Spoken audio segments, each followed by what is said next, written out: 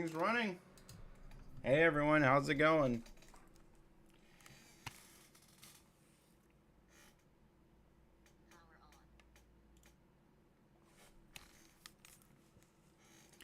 We have some reactions to look at today.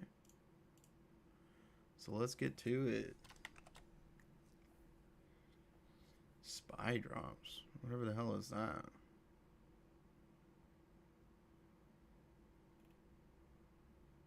All right. Let's see if I can add in some. I need to add in some.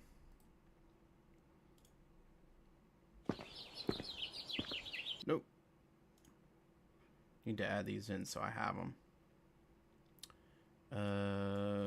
HSR.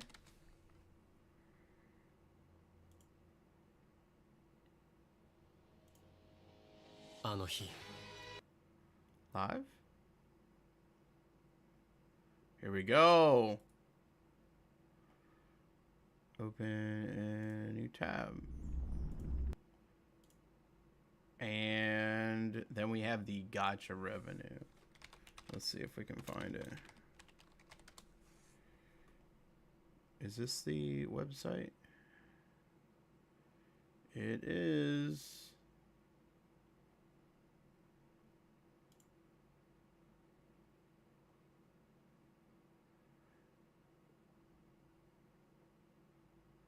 We're gonna close our eyes. Go all the way to the bottom. So that one's set up.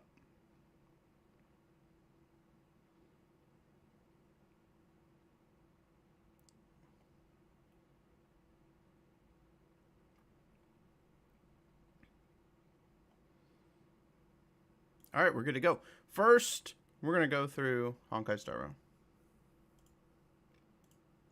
So, let's do this. All right. Hey everyone, it's Neptorka here, back for another reaction video. We have the Honkai Star Rail 3.5 special program, Before Their Deaths. It sounds kind of ominous. We'll see what it is. Honkai Star Rail for the past 2 patches has been absolutely nailing it with the story. So I'm kind of excited for that. So let's go ahead and see what we got here. Short special program. I don't know how to feel about that. I mean, I always prefer things shorter, but I hope it's not short on content. As long as it's to the point, that's all that matters, right?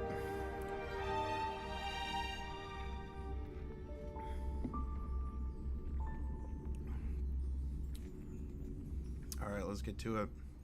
What's up, Albert? Oh, Lady Aglaia is back to sponsoring the program. So nice. Ooh, right into it. Okay. What is going on? Whoa! What was that?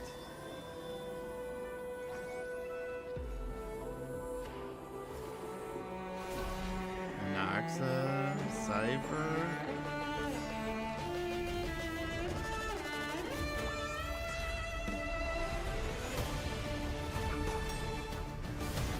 Ooh. She's beautiful. Oh, dude!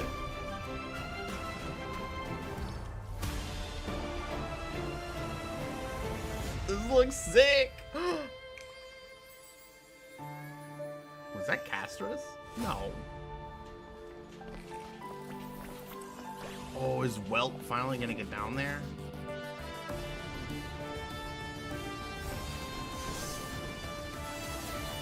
Oh, this looks so cool. With your powers combined, no.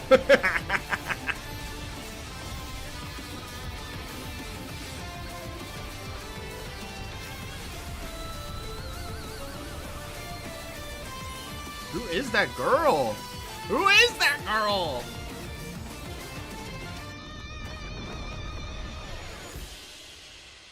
Holy crap. Oh my gosh, what was that? I love it. They went straight into it.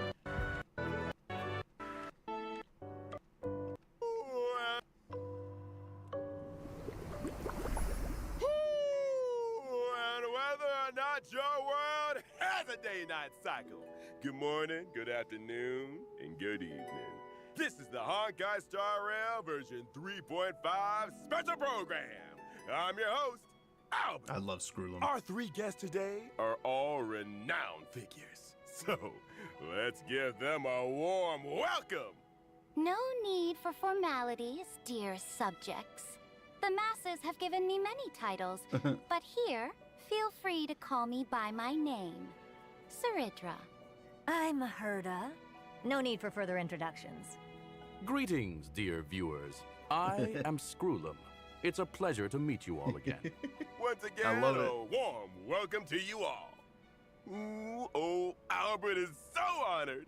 Not only do we have the peerless gem, unrivaled genius, and inimitable beauty on our show, we've also got a genius symbolizing mechanical aesthetics, humanistic charm, and elegant precision. And even Her Imperial Majesty has graced us with her presence. If you keep going on like this, Dux Blabator, the audience is going to walk out. Dux Blabator! Your Imperial Majesty, if I may be so bold, letting the audience know about our important guests is crucial. This is not idle chatter. Owlbert, just get to the point, okay? Since this is what our guests unanimously requested, as we enter version 3.5, the second half of the Amphorian story will officially begin. We'll meet brand new companions and witness familiar friends in a completely new light. Indeed. Besides the already known Chrysos heirs, we also caught glimpses of Lady Saridra and Lady Hycelens in that trailer. Miss March 7th and Mr. Dan Heng have also undergone quite significant changes. And that one with pink hair, she looks a lot like that girl named Cyrene? Was that her new form? I'll keep that under wraps for now. But what I can tell you is that this renewed journey is about to ascend to a higher dimension. At the place where three paths intertwine, a battle of paths that will determine the safety of the cosmos has begun. In version 3.4 story, the Trailblazer made a promise with Finan and took up the mantle of Deliverer. Meanwhile, Finan went to confront Nanook with the most blazing fury. We now know that Amphorius was a testing ground for the Lord Ravager Iron Tomb to self-extrapolate and grow, while Finan and Cyrene accumulated power through 30 million eternal recurrences to delay the moment of Iron Tomb's true completion. Even though human strength remains insignificant before the eons, human will shall never be mere pawns for the gods to manipulate at their whim. The fury of 400 million core flames brought forth a destruction as brilliant as a solar flare. Finan's efforts have once again interrupted the progress of Iron Tomb, and at the beginning of version 3.5, we'll discover that even the spread of the Black Tide has been halted. Oh, so that too was the work of the Deliverer. Finan. I'll remember that name. But back to the matter at hand. The weight of the world rests on that little one's shoulders, and saving Amphorius remains an unavoidable conundrum. Yeah. Before saving the world, there's one more preparation we need to make. The Scepter has an extremely strict autonomous protocol, restricting even its administrator.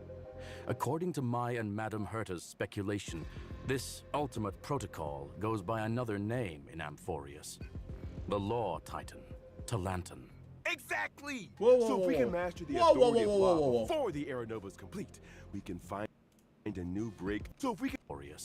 Regulation, restricting even its administrator. Has an extremely strict autonomous protocol, restricting even its administrator. According to my and Madame Herta's speculation, this administrator The Scepter has an extremely strict autonomous protocol, restricting even its administrator. According to my and Madame Herta's speculation, this ultimate protocol goes by another name in Amphorius. The Law Titan, Talantan. Exactly! So if we can master the authority of law before the Era Nova is complete, we can find a new breakthrough and turn the tables in our favor. So that According never to happened Amphorian before? history, the core flame of law was returned a millennium ago. The Trailblazers' mission is therefore clear. Anchor to a time before the core flame's return, travel back to the past, and claim the core flame. In version 3.5's Trailblaze mission, the Trailblazer will journey alongside Cyrene to Akama from 1,000 years ago, in a new cycle of the eternal recurrence. That was also the era when Aglaya's predecessors still held power. The bearer of the Law Core Flame and Empress of Akama, the Imperator Saridra. Then, you are all targeting me? What makes you so sure I will cooperate with the Trailblazer without any reservations? I wouldn't say they're targeting you. Someone as brilliant and mighty as yourself surely understands that the Trailblazer is working towards a brighter future for Amphorius. In version 3.5, the Trailblazer will not only meet the Knight Commander Hycelens and Imperator Saridra while revisiting the past, but they'll also encounter Tribi and Aglaya from a millennium ago. Cool. We hope you're looking forward to this first meeting. Oh, this is gonna be so cool. I believe the Trailblazer will win everyone's trust with their sincerity, as always. Moreover, in version 3.5, we'll get to see another side of Sixia as the city of infinite revelry.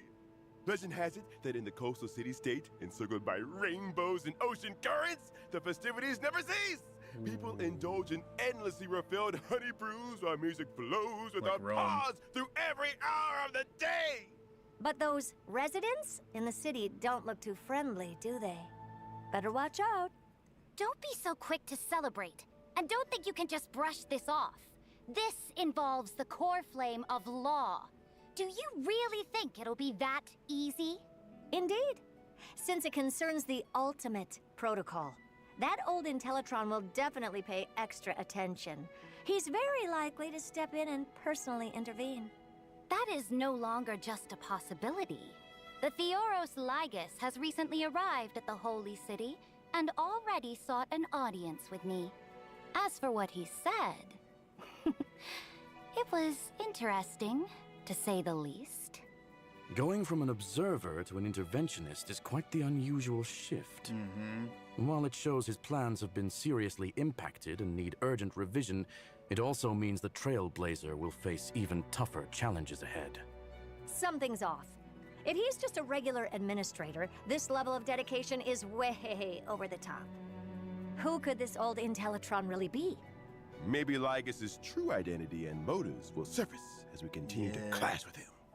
Besides, even when facing Dude, I'm higher so dimensional hyped on opponents, this. we have reliable allies who can lend us a hand. In version 3.5, both the geniuses Herta and Skrulum will become more deeply involved in Amphorius. Nice. And with them, our hand in this game grows even stronger. To add another layer of assurance to our journey, Albert here has gathered some intel about Ligus to share with everyone. Let's check it out. During combat, Ligus will switch between two different forms. In his first form, he can Why are they generate showing Titankin Ligus? for combat while also applying special effects to our allied characters. Characters Normal, affected by this ice, special and effect wind. will have their ultimates activated, but using an ultimate during this effect will cost massive HP. When the total number of allies and enemies that appear on the field reaches a certain amount, Ligus will enter his second form. In this second form, black tide creatures will continuously spawn, and Ligus will modify these monsters' parameters to greatly increase their threat level. During this phase, he will continuously enhance his ultimate as time passes.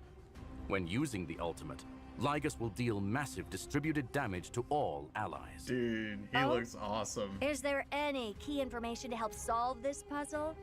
Of course! If you can make a certain number of allies and enemies leave the field during his second form, it'll accelerate Ligus' switch back to his first form, reducing the threat of his ultimate.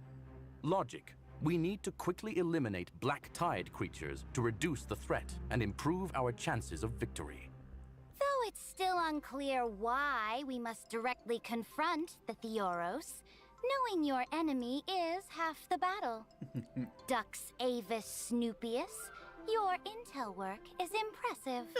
Oh, thank you for your praise, Your Imperial Majesty. All right, let's take a short break for now, and when we come back, I've got more intel about our 2 Chrysos Heir seniors.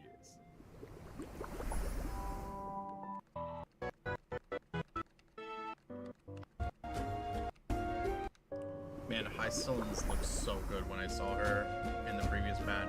Oh, it's so cool.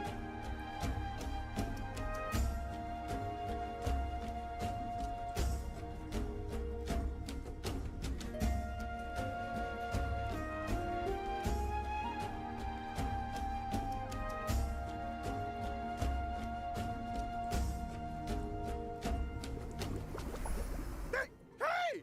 Why is the studio leaking? Dux Plumpus, if this is your idea of entertainment, it's pretty underwhelming. Dominic, I got this. Hey! Thank you, Mr. Albert, for your quick thinking. Finally back to normal. Hey, director! This studio needs fixing. What kind of waterproofing is this? Sorry for the embarrassing display, folks. We're on a tight budget here, so please bear with us. All right, go find Dux Goldweaver and have her allocate some repair funds. Thank you for your gracious gift, Your Imperial Majesty. Come to think of it, this Hycillens looks quite different from regular humans. She's got scales, and her belly seems to be transparent? That's right. Hycillens is the most powerful and beautiful sea siren princess born to Fagusa, the ocean titan. She grew up in the embrace of the ocean. That's actually really cool. I see, but why did this beautiful sea siren come ashore? And how did she end up becoming the Knight Commander of the Holy City? Although the black tide hasn't spread in this cycle, it still surges in the darkest bowels of the world. Okay. In other words, the deep ocean. seabed. Fagusa promised the sea sirens that after repelling the black tide, they would throw them an endless feast on land. But in the end, Fagusa fell into silence, and the sea sirens were decimated in the war, leaving Hycillens as the sole survivor. When I first met her, Hycillens was in a complete daze. Her power could scatter armies, yet she no longer knew whom her blades served. A tragic past. Sounds like prime protagonist material for a novel. Then what happened? Since that is the case, I will point the way. If she yearns for revelry, I will see it done. All I ask is for her unwavering loyalty, to stand as my sword and banner, and mine alone. I see. So Lady Saridra became Lady Hycillens' light. But can she adapt to life on land as a sea siren? She did struggle a bit at first, but now she's got the hang of it. She also gained the friendship of my other loyal subjects. Nice. Such as the previously mentioned Dux Goldweaver, Aglaya. But rumor has it that Hycillens has never been seen together with little Cypher. I say she deliberately avoids any occasions where Dolos's little kitty is present. It's only natural for a fish to avoid a cat. Okay, yeah. I wasn't thinking that. Let's see how Miss Hycillens performs in combat. As my sword and banner, she fears no combat. When she uses her basic attack, skill, or ultimate in combat, there's a chance to inflict random types of DOT debuffs on enemies. It seems Lady Hycillens is a perfect match for characters who specialize in DOT effects. That's right. When using her skill, Hycillens increases damage taken by all enemies and deals damage. When using her ultimate, Hycillens creates a zone on the field and deals damage to all enemies. Sunlight pours into the shimmering sea, That's really where cool. graceful fish dance in the water. Such is the breathtaking beauty befitting of a sea siren princess. That's my most beautiful sword. But for enemies, Such beauty means deadly danger. Enemies in the zone will have reduced defense and take additional physical DOT from Hycealans whenever they take DOT damage. Ooh, nothing beats the thrill of a new turn and a screen full of numbers flying off the enemy. Yeah. Plus, this zone is perfect for the buff Kafka. After all, Kafka's frequency of dealing DOT damage is super frequent now. After using the technique, Hycealan summons a special dimension that automatically moves forward. Enemies within this dimension will not initiate attacks. When Hycealans actively attacks affected enemies to enter combat, her talent's effect will trigger multiple times, randomly applying DOT debuffs to the enemies. I just noticed, is Miss Hycealans actually attacking with a violin bow? Let the enemies slumber within the symphony, for the waves stirred by the Dux Gladiorum's melody are as graceful as they are deadly. Thank you for the introduction. And now, let us get to know her better. The great ruler who reigned over an age, Saridra.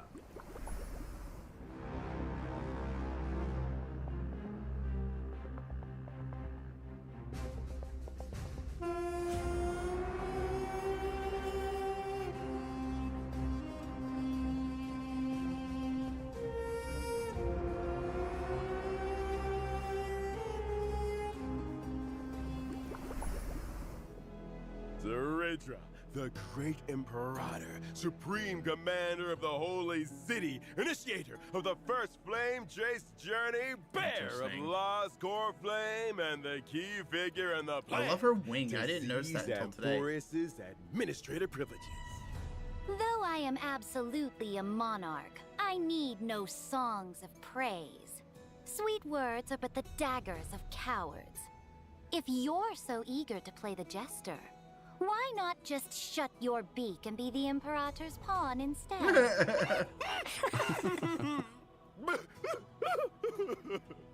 The whole Your way of doing things is quite intimidating.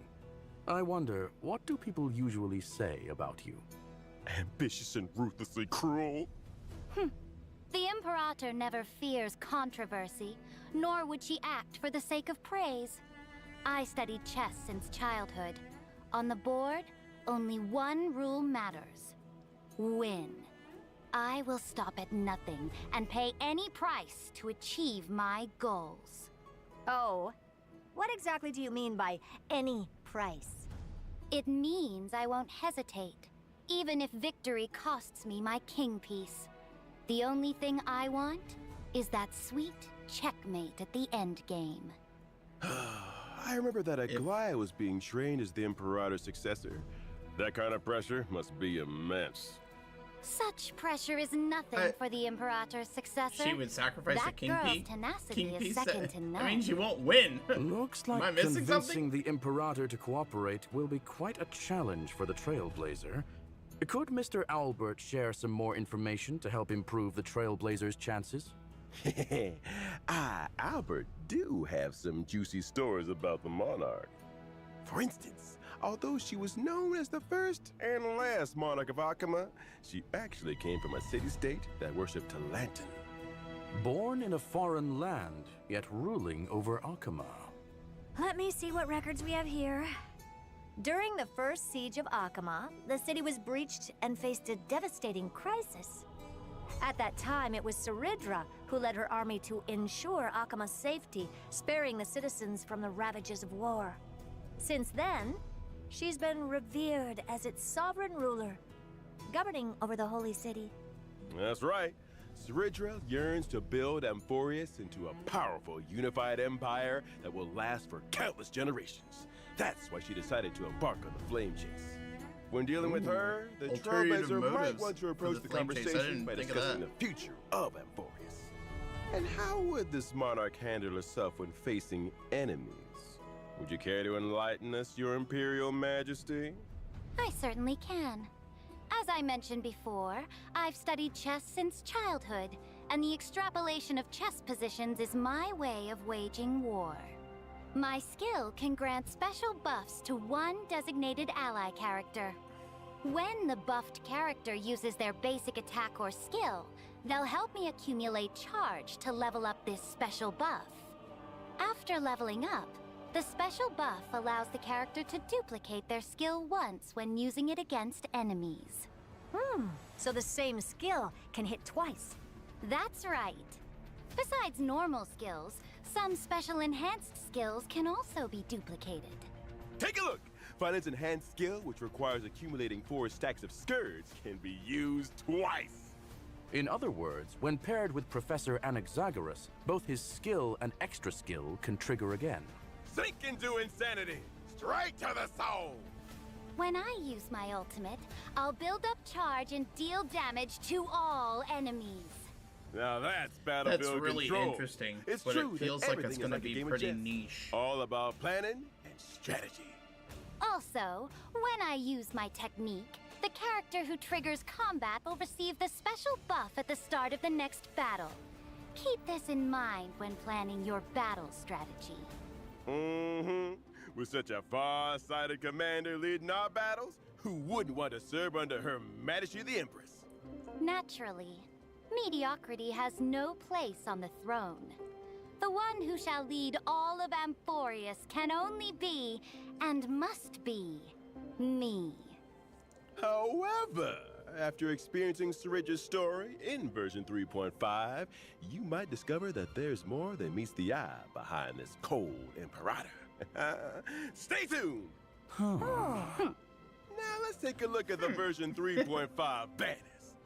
In version 3.5's first half warp event, Trailblazers can acquire the limited 5-star character High Ceilings. Limited 5-star light cone, Why Does the Ocean Sing, will have a boosted drop rate. In the first half, the limited 5-star character, Kafka, is returning. And at the same time, the limited 5-star light cone, Patience Is All You Need, will become available once again. In version 3.5's second half warp event, Trailblazers can acquire the limited 5-star character Syringe. The limited 5-star light cone, Epoch Etched in Golden Blood, will have a She looks boosted like drop rate. Adventurine In the there. second half, the limited 5-star character Silverwolf is returning. While at the same time, the limited 5-star light cone Incessant Rain will become available once again. Okay. All right, let's take a quick break. We'll be back with more shortly.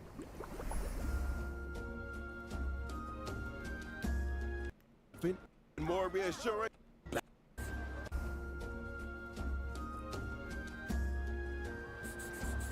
Light calendar 3950. Syringe returns triumphant from vanquishing the Black Tide. Victory belongs to every Look at all those citizen. boats. And even more reassuring than the mighty Dromus is the figure of the Imperator. Mom, why is the Imperator sitting on a book?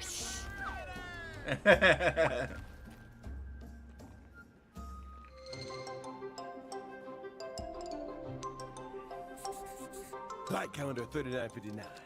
The Imperator shall crown her great new endeavor in her name. A library or a city-state? The answer will soon be revealed. This will be the greatest salad ever. Let's add some fish, too. As you command.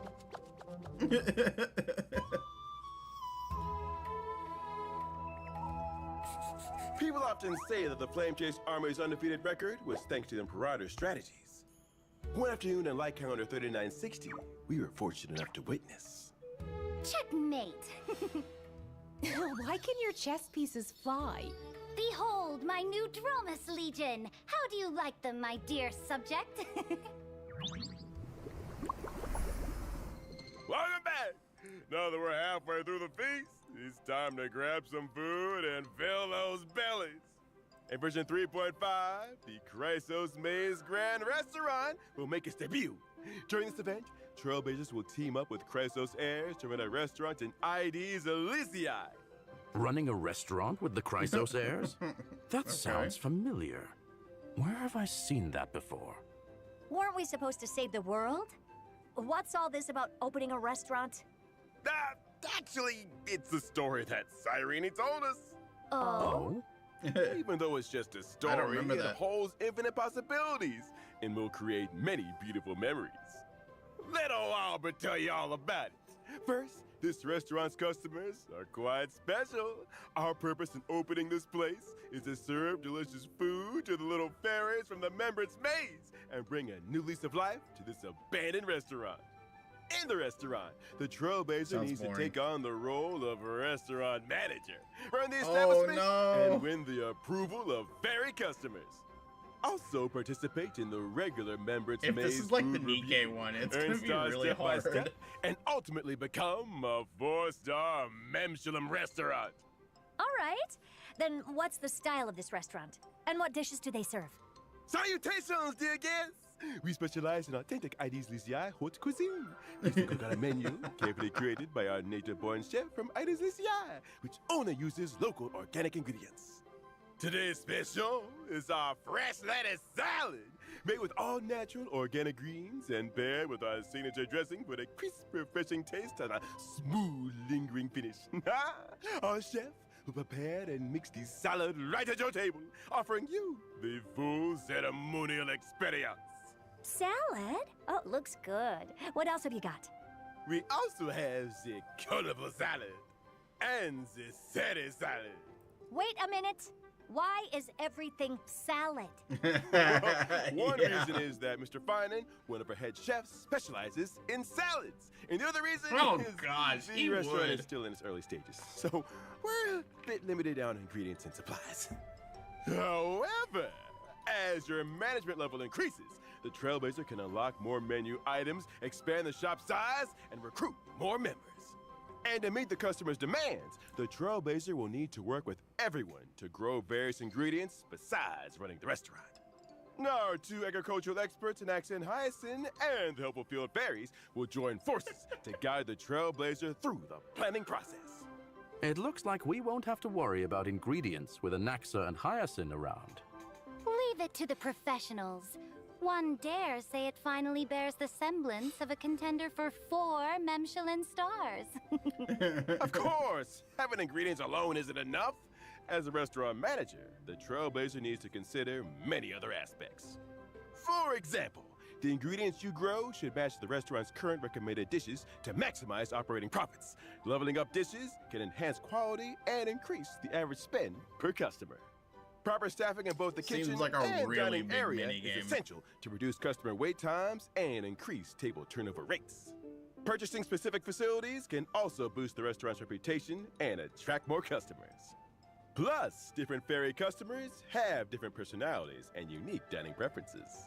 Some fairy customers prefer set meals, while others are competitive eaters doing food reviews who tend to eat a lot more. And some fairy customers try to sneak away without paying. This looks like the Nikkei one. This is a lot of fun. And dash. Someone's about to face the judgment of the law.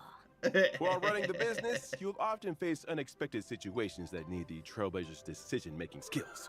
Running a restaurant isn't exactly a walk in the park. As for what roles the other Chrysosea friends will play in the restaurant, you'll have to discover that for yourself in the game, Trailblazer. All right, after a hearty meal, it's time to get some drinks. In the event old brews and new friends, the Trailblazer will once again show off their skills this one was as a special lame. guest drinksmith at the Dream Jolt Hostelry. Master drinksmith of Penacony? This little one sure is a jack of all trades. Are you going to mix drinks for our monster friends again this time? Nope, nope. This time, some familiar friends will be dropping by the lounge. Each friend carries their own little worries, and the Trailblazer Garbage. whip up a magical drink to lift their mood. Delicious and healing all in one. I mean, it could be worse. Which friends will be making an appearance? Like Dr. Ratio, who came to Penacony to enlighten the masses? Or Director Topaz, who's exhausted from dealing with Penacony's equity transfer? Or maybe that lovely lady from the Stellar Hunters might pay us a visit. Oh, I see. What if the Trailblazer messes up and can't mix the right drink? No big deal. And hey, if you stumble upon a secret recipe, you might just see a whole new side of your friends. Judging by the Trailblazer's nature, they'll probably have an accidental slip-up. After serving all the guests, the Trailblazer can invite them back for one more special surprise drink. May this special mix recipe create unique and unforgettable memories tonight for the Trailblazer and their unexpected guests. Pretty lame. That's not all for 3.5, is it, Madam Herda? That's not all. In version 3.5, I will launch the AI Herda experiment. I digitized portions of my memory and knowledge into data, uploaded them to the space station's encrypted server, and created a digital version of myself. In the Space Station Task Force event, Trailblazers need to train the AI Herda by completing different assignments to obtain assignment rewards. Training an AI Herda? Hello, Bummer. Chat Herda. Oh, don't even bother. Chat Herda has rejected your query, citing insufficient complexity. Hey, wait a sec. I haven't even asked anything yet. Chat Herda's already trained on your behavioral patterns. It's just making predictions. All right, as we wrap up this feast, I've got some after-dinner treats for everyone. First up, our old friend, the Gift of Odyssey. Nice. Nice. Yay! The Planar Fissure and Garden of Plenty events will also return. Complete the challenges to earn double rewards. Shape of Siren's Stagnant Shadow will also be available. And you can obtain the Ascension material See Siren's Torn Fin for ice characters upon completing the challenge. Okay. Additionally, in version 3.5, the feature mentioned in the previous official notice that allows individual voiceover switching for collaboration characters will be launched.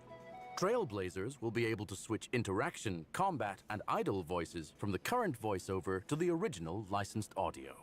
In other words, you can switch Saber and Archer's interaction and combat voice lines to Japanese while keeping all other characters unchanged. Nice! Finally, Honkai Star Rail will also be joining this year's Gamescom. From August 20th to August 24th this year, Honkai Star Rail will greet everyone with a brand new boot style. Trailblazers, come visit us and get your free goodies. Stay tuned to our official social media channels for more details. All right, and with that, it's time for us to bid farewell to this feast. Thanks to all our special guests for being with us. See y'all next time. Bye-bye. Farewell. Goodbye, everyone. Goodbye, See you everybody. next time. Okay. Looks like I had right to be afraid with how short it was. Very much like 2.5 in Wuthering Waves.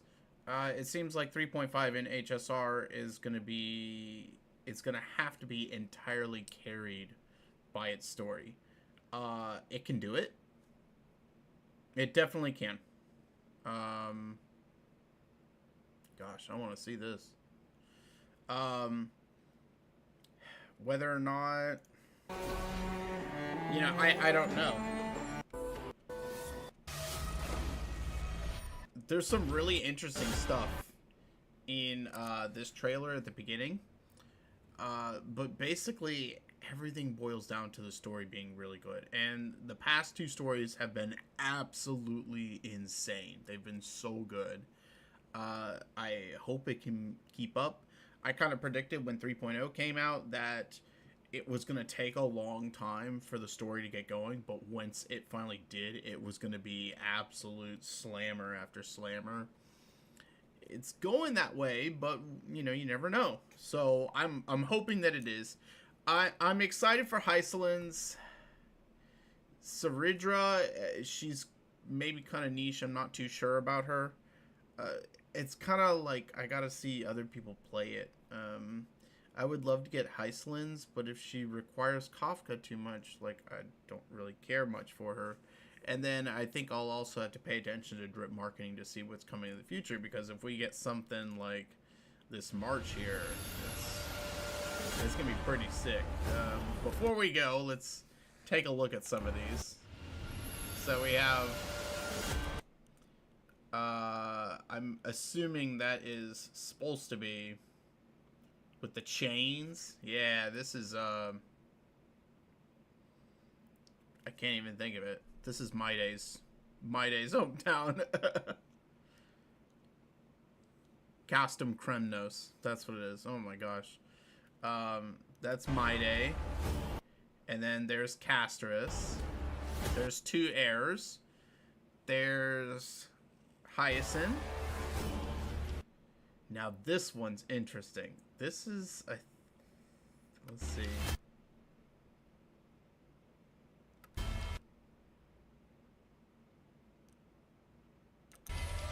Who is that?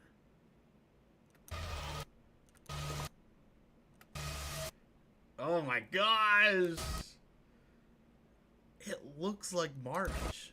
I think it's March, but it looks scary. Okay, then we have Aglaya. Tribby. Anaxa.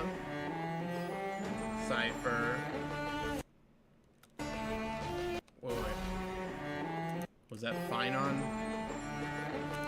Yes, that was Finon.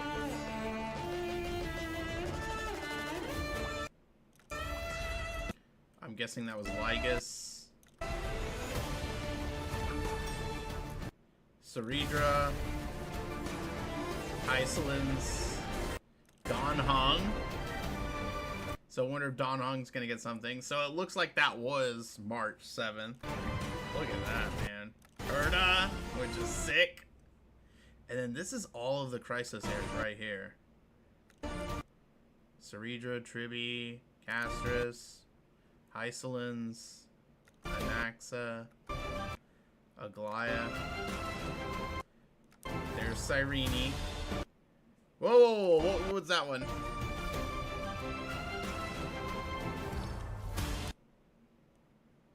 That's Ceridra. And it looks like she's being... Someone's stabbing her in the throat? It almost looked like Hycelin's weapon. Hycelin's, there's March. Don Hong. Whoa, whoa, whoa, whoa. Look at the background. Look at the background up here with Don Hong. Is that just like a building, or is that like a shadow of someone?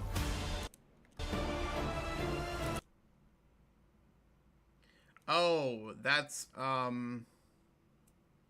the Grove. Okay, I'm pretty sure that's the Grove. And then there's this one. Like, this girl is just like making the moves on Kalis, which is interesting.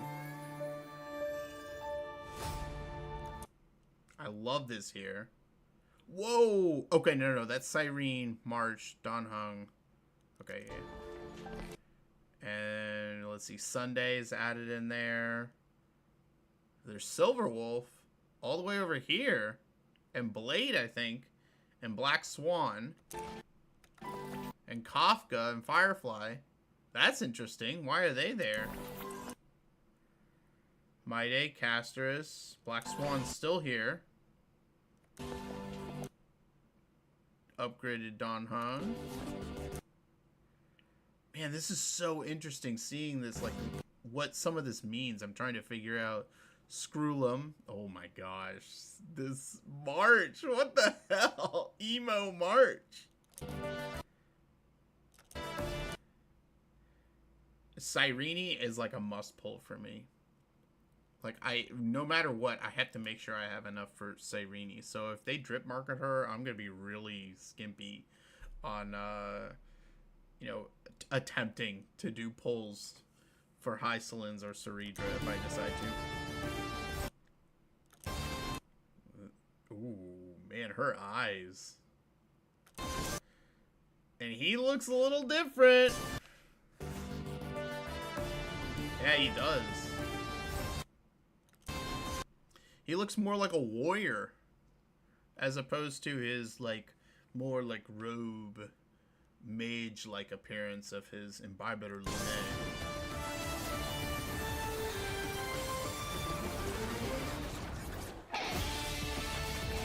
This looks sick.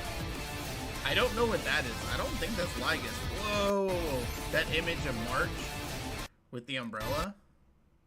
That's, no, that's Hycelins. There's Ceridra. Yeah, look at this right here.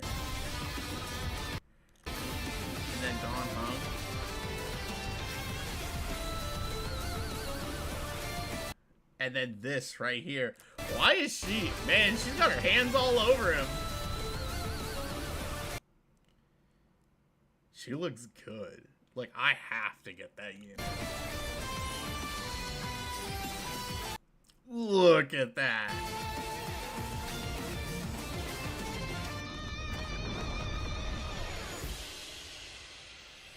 Okay.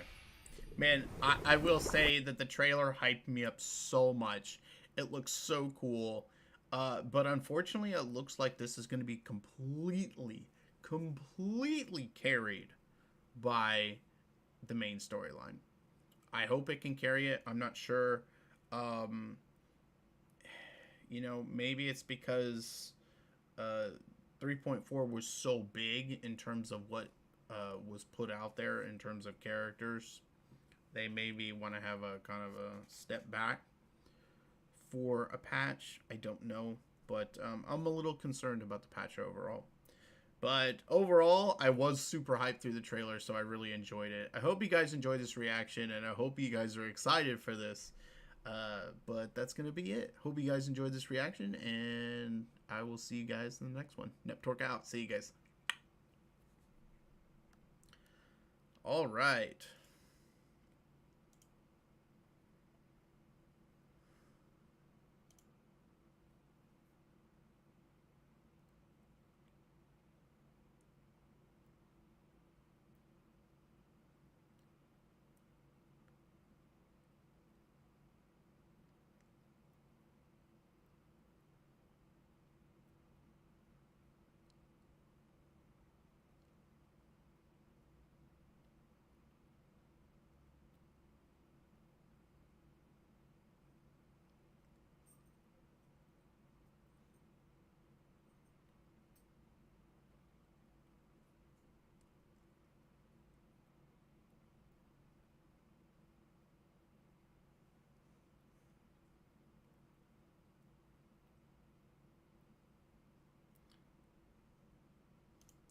All right, it's time to move to the next reaction. Let's go ahead and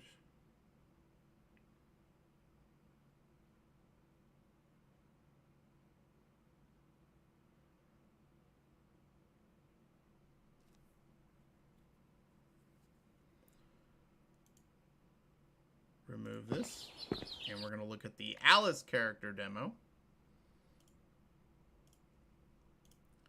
So let's get into it.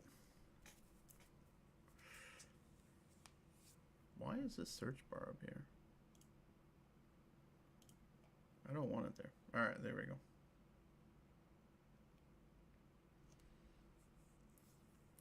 Hey everyone, it's NepTorque here, back for another reaction video. We have the Alice character demo, Sword and Waltz for ZZZ.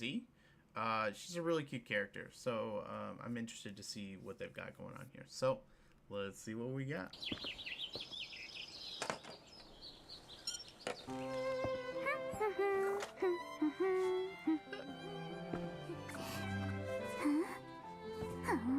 Young miss, it's time for your training. Yes, thanks. What's next on the schedule? We'll head to the Hollow for routine data collection. Please wait. Your position is too forward. Pardon me, young miss. Let's begin. Forgive me, young miss. The Hollow we're heading to has a disturbing reputation. Are you certain you're prepared? An opening. Then, it's time we take this seriously, young miss. This is like Alfred.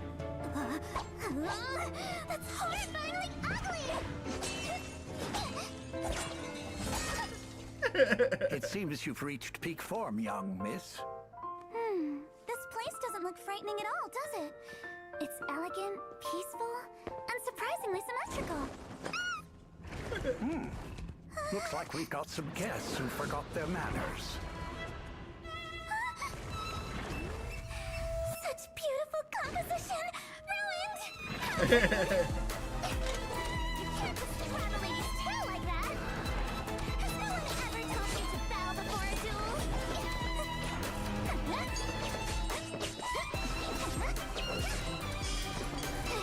I like this rendition.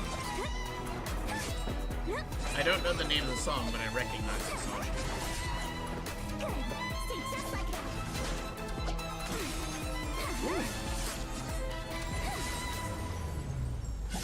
What an exquisite display of... An exquisite display of flawless symmetry. Not yet. Over there. As you wish. We'll repair it at once. If I may, being easily startled does little for your dignified image. Perhaps a few ghost stories might desensitize you? Ghost stories? All right. That was really cute. I love it. I love the setup. I love that she has like an Alfred type person. Whoa, I've never noticed this on her back. So Young miss, it's... she does get startled easily. It's really cute. I think they do a good job with this trailer. It brings out more of her personality, and we kind of get to see like behind the scenes of like a daily life, a day in the life of Alice. So this was really cool. I do like this trailer. There's not much else to say about it. It just went through all the skills and so forth, but I think they did a really good job of bringing out her personality and, you know, showing how, I guess, I don't know, probably not the best word, but how anal she is about things being symmetrical. As you can see at the end, she kicks the body into the right spot. An exquisite Because it's not in the right spot. So, it's very interesting how they're able to do that. You know, showing off her skills while simultaneously showing off her quirky personality and so forth. I love the butler. I don't know why I like the butler so much, but I really do. It reminds me of like your Alfred and so forth. So that's pretty much everything. They do a really good job. I will say right here, I was not focusing. I could not hear. Let's hear this part again. Such beautiful composition! Ruined! I was focused on the music. You can't just grab a lady's tail like that! Has no one ever told you to bow before a duel?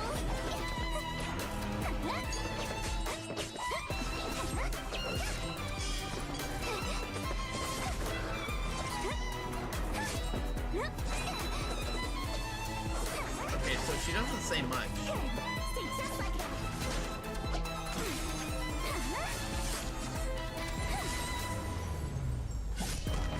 Okay, she doesn't say much. I was so, you know, kind of basically engrossed in the music, the like rendition of the old music, that I wasn't paying attention to what she said, and it wasn't much, but I thought there was something more important there.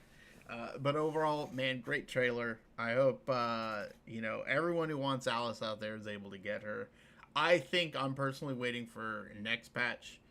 I'm pretty hyped for Seed and Magus, or Ophelia and Magus. So, you know, we'll see. But at least from some of the pre-videos that have come out, like from Kana and others, it seems like she's not only is she going to be strong, but she's going to have some interesting uses in maybe some other teams that maybe people didn't expect. So that's going to be pretty exciting. But yeah, love this demo. Pretty average. So it's an average demo, nothing too out of the ordinary, but it wasn't really a bad one. So anyways, hope you guys enjoyed this reaction. Good luck to everyone out there on your pulls for Alice, and I will catch you guys in the next one. Neptorka out. See you guys. All right.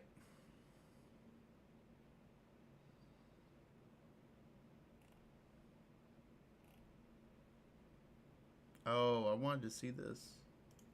I love myself some Fire Emblem games, and playing Fire Emblem is the best way that I know how to pleasure my brain. I have played every single game in the series, and today I will be ranking them all on a tier list. Let's see if he ranks them correctly. There is a right way to rank them.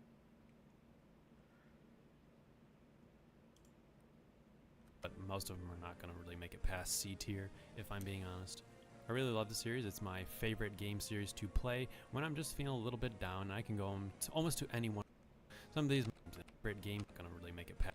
Warriors games, thinking of the entire... All right. Revelations is F. Everyone says that. This is the original Fire Emblem. I think this is the original Alm story. Can't even think of it. Shadows of Valentia. I believe the second, like, Fire Emblem 3. And then Birthright. Okay. This is the DS version of Marth's game. It wasn't very good. Or no, this is the DS version of this game. And this is the DS version of this game. So, not surprised. I don't know what the hell this is. This is like... That looks like Kratos. I don't know what that's supposed to be. FE6. I think that's unfair. FE6 was pretty darn good. Like, I feel like you can't rate these two different. FE6 was harder, though. This should be down a tier. I don't know what you're smoking. Engage was awful, man.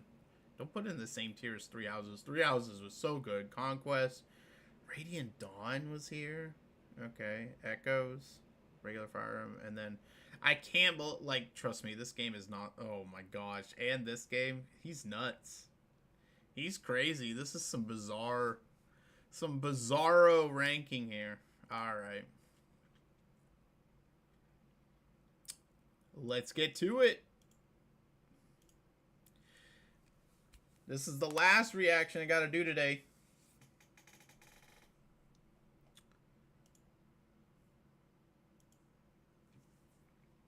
We're going to look at the Gacha revenue. I really hope this is August.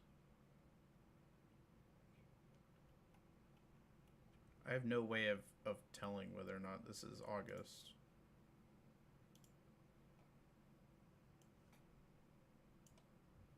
Let's see. I don't want to spoil anything. No, it's June and July.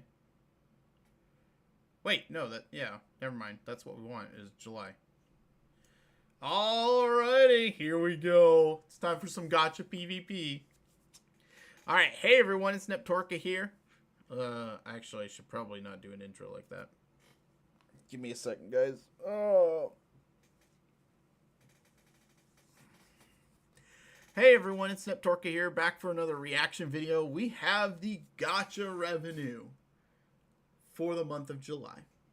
Now, I can't quite remember what my predictions were, but I do believe I said that HSR would be #1 without question. I said that Wuthering Waves would drop off hard. Predictions that I didn't say, but I'm kind of feeling now, is that Nikkei will be way up. I wasn't expecting the summer banners to go that hard. And I think we're probably going to see some crazy stuff out of that. And then also, let's see, Genshin. I don't think anything new came out of Genshin, so it's going to drop a bit. And ZZZ had Yuzuha drop. So it's going to go up, I think. I'm trying to remember what else there was, but I think those are kind of the main ones. Reverse 1999 will go down. And then the others, I'll probably remember them as we go.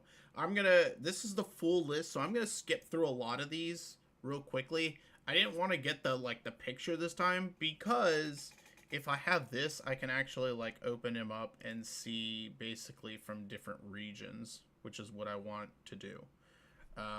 Because sometimes the different regions tell a story. So, quickly get through the stuff at the bottom. Data Live, they're still just cranking out pump and dump Data Live games. Tribe 9, look how much, well, Tribe 9 I believe is about to go EOS, so it's pretty much been obliterated. Higan Eruthiel, I actually played a little bit of this. This might be EOS as well, I'm not sure, but it probably doesn't have much left. One Punch Man, Tsubasa, Neural Cloud, they're just continuing to pump into this game. even though people really don't play it. I played this for a little bit. It's not really that great. Haze Reverb. This game has fallen off hard. Sword Art Online, Mirror Legends. Dan Marchi finally got its EOS. It really sucks, but whoever was in charge of managing this, it was such an easy thing for you to do, and they just botched it so hard because they were obsessed with PvP, and they wouldn't let go of it. They wouldn't like make that switch and be like, okay, nobody cares about our shitty ass PvP, let's move on. No, they continued to keep doing it, and because of that, the game failed. Big surprise. We have Legend Clover, ETE Chronicle, never heard of these. Guiling Chow, Horizon Walker, Astra, Knights of Vita. This has definitely fallen off. I'm trying to remember. I do remember when this came out, but not doing so great anymore. Isekai, Alterna Velt, Blue Exorcist. Man, some of these I've never even seen before. Lord of Nazarick. And then we have Counterside here. Counterside, I'm wondering if Counterside, most people play Counterside on Steam rather than, you know, other stuff. I'm kind of surprised it's down this far, because even though there have been new games to come out, it's still doing better than... It's still a better, like, looking and nice game than some of these other ones. So, I mean, I guess we'll find out. But, yeah, we'll see if it survives.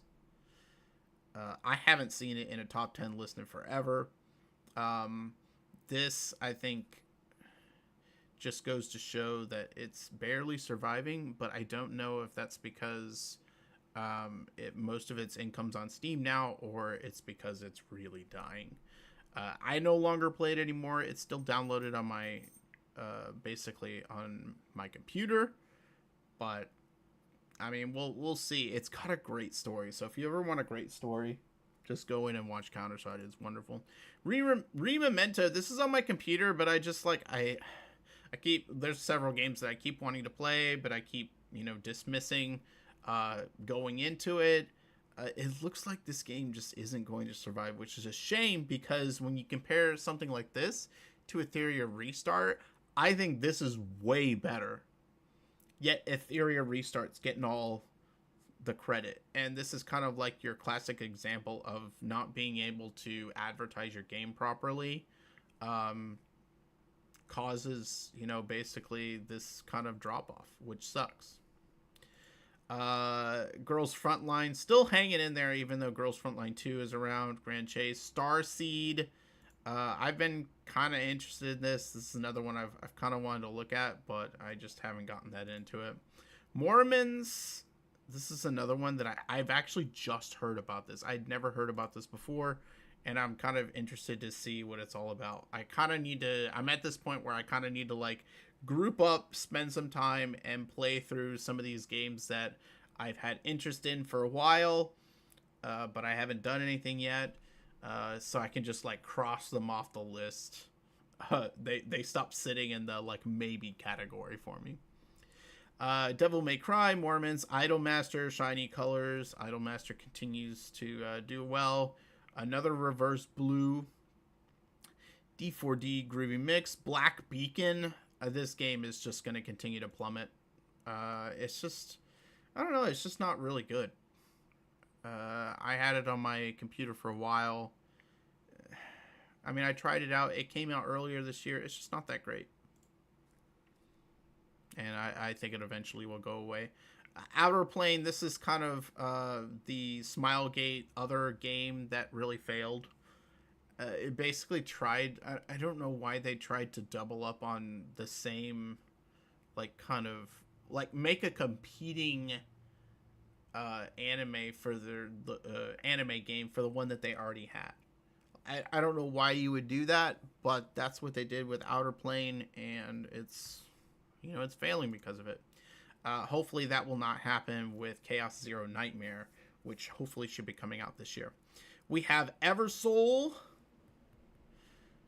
I'm always interested that Eversoul's continuing to make it this far. I stopped playing quite a while back, and you know, it's still making it in there. So we have Assault Lily. I've never heard of this before. I guess this is another one that should probably pay attention to. Sword Art Online, Honkai Gakuen. This is, I think, another Hoyo game that doesn't, like, people don't talk about. It's like, pretend it doesn't exist, Hoyoverse. Another Idol Masters, continuing to go strong, only in Japan. Ash Echoes, another one that will just continue to slowly go down until it dries up completely. FFBE, this has been around forever. I'm surprised it hasn't gone away. Valkyrie Connect. Why do I feel like this is based on an anime? I don't think it is, but it makes me want to look into it now. But I don't know anything about this. Tower Fantasy, I think, is making a huge switch to just being an MMO. I don't know how much of that is true. It'll be really interesting if it does come out like that. We'll see what happens. And we'll see, you know, what the change is. But basically, it'll be an MMO and everything will be free. And you can pay for costumes and whatnot. We'll see what happens. But that one's kind of interesting. Always a bummer that Dolphin Wave never came to the global market. And I think at this point, it won't. Like, you can see this drop here. It just... it really frustrates me when Japanese games, it's always Japanese games never make the jump to global market. They're just like, oh, we're going to keep it in our own country. And then when they finally are like, okay, let's make the jump to global market, it's like 3-4 years down the line. It sucks, man. You know, we finally got Uma Musume, and it's doing well in the global market, but it took them like 3 years to do it. It's just ridiculous. Another Idol Master or Idol Manager game, Final Fantasy, Aether Gazer, Mobile Suit, Atelier Resleriana. This canceled in global, and I don't know if it's also EOSing in Japan. We'll see what happens, but yeah, it failed. I tried playing it when it first came out, and it was great for, well, no, it wasn't great for a while. It was just kind of meh. I couldn't get into it, so... Unfortunately, like, I got my Ryza, and then the rest, I don't know. It just, the summoning animations and stuff really bothered me, and then the graphics were not good. It was one of those that attempted to, like, do 3D graphics, but then didn't have either the coding prowess or the specs to be able to do it. And so it just ended up looking bad. Final Fantasy Record Keeper, another Idol Master, Guardian Tales. Here's Dislight. Man, Dislight, it really is being carried by global. I honestly don't expect Dislight to last too long. You know, it's like the #1 game that I re-download just to see what's going on every once in a while, because I always love the whole gods concept of it, but I wish it would do better. Etheria Restart basically, like, copy and pasted their entire game off of Dislight, and, you know, a lot of people didn't notice that, but if they had, they would know that Etheria Restart wasn't going to be very good. Echo Calypse, I just can't get behind the combat system of this one. Yeah. I tried re-downloading it again and trying it, and it was just kind of meh, so I'm probably going to take it off my computer again. Tower of God, New World, continuing to hang in there. Ricci City, I've never heard of this before. Japanese is it Japanese Mahjong? Maybe that's what it is. Okay. Octopath Traveler, hanging in there. Toho, another Eden. Wow, this thing dropped off hard. I don't even know what for. But, you know, whenever you have a drop like that, it's a little concerning.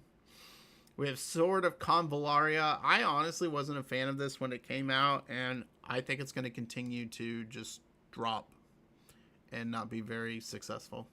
Serenverse, never heard of it. Brand new in the CN. We'll see if it ever comes to the US. Eminence in Shadow. More Idol Master. There's so many. Like, I'm surprised they're able to milk out like $1 million here, there, everywhere. Trickle Revive, never heard of it. Summoner's War, Rush, just continuing to hang in there, though they had a big drop this time. When you get to like you know, the millions and like hundreds of thousands, like a smaller drop can result in dropping many spots. So I'm gonna guess the Summoner's War is still hanging in there just fine. Bleach, Realms of Pixel, Mahjong Soul, Princess Connect Redive. I'm still pissed at what Crunchyroll did to this game. They pissed me off so much. I played Princess Connect Redive. Honestly, it was a mindless gacha game, and I shouldn't have played it, so maybe it was a good thing that it got EOS on the global side, but the story is always fun, and the characters are hilarious, so it kind of sucks that it's gone. Langrisser, hanging in there. This game's been out for, like, 7 years now, and it's still just continuing to do well. Path to Nowhere. This is always an interesting game. It's kind of like the closest thing you would have to Arknights. It's like the Arknights other version. And honestly, I had fun when I was playing it. And it's one of those games that actually I would love to re-download and see how it's doing. I may do that. Lost Sword. Here's one of the games I've been interested in trying. Lost Sword, I think, released at the end of June. So this jump is kind of to be expected. Because it's the first full month for the game. I think next month we'll find out whether or not it's actually succeeding or not. Grand Summoners, Bang Dream Girls Party, Not So Great Blue Lock, Honkai Impact 3rd. Still hanging in there. I hate Madoka Magica so much. Slime Isekai Memories. I rage quit this game when the rates just pissed me off too much. Maybe I need to look at it again, but it's just too time consuming, and it really pissed me off. I like saved for a long time, and then I blew everything on it, and I didn't get what I wanted, so I was pretty salty. But honestly, the Danmachi game could be making 1.9 million if they had, you know, half a brain, but apparently they didn't know what they were doing. I'm still really salty that Danmachi's getting EOS because of incompetent management. Here we have Etheria Restart. I mean, we all saw this coming, right? Well, maybe you didn't see it coming because you didn't know that it was such a bad game. But I mean, if all you saw were videos of like Car 6 and others like hyping it up, thinking it's good, it's not. It's a terrible game, and I think it won't take long until it drops behind Dislight, because it's like Dislight, but without the charm of Dislight. It's even worse.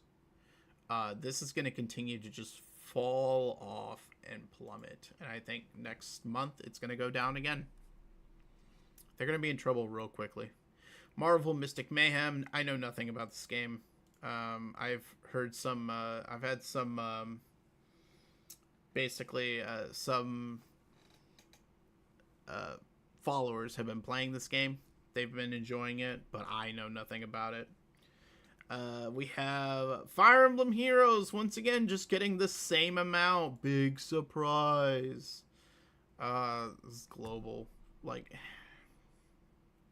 I think they just estimate flat numbers. This doesn't surprise me. There was nothing special in July that came. I mean, another summer banner came out, but it wasn't a really hype summer banner like some summer banners have been in the past, so people just didn't care. And I'm not surprised. This number will go up next month, though, because that's when the Brave Heroes come out, and that's when things will become really popular. Solo leveling, AFK Journey, still hanging in there. Snowbreak, huge boost. From the CN side. Is it from the CN side? Yeah, it is from the CN side. And I think they released at the same time. So this past month, Snowbreak released their anniversary. So that's why the boost is so big. And honestly, it's very possible that after this we'll get a swimsuit banner. So this number will stay at least decently high before going back down again.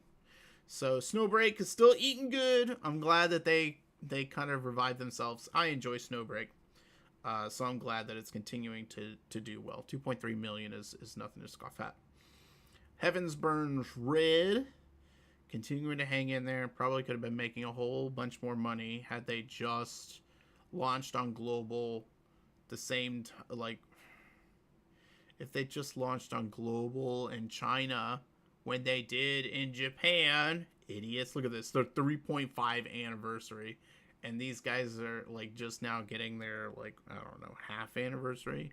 Like, come on, Japan, what is wrong with you guys?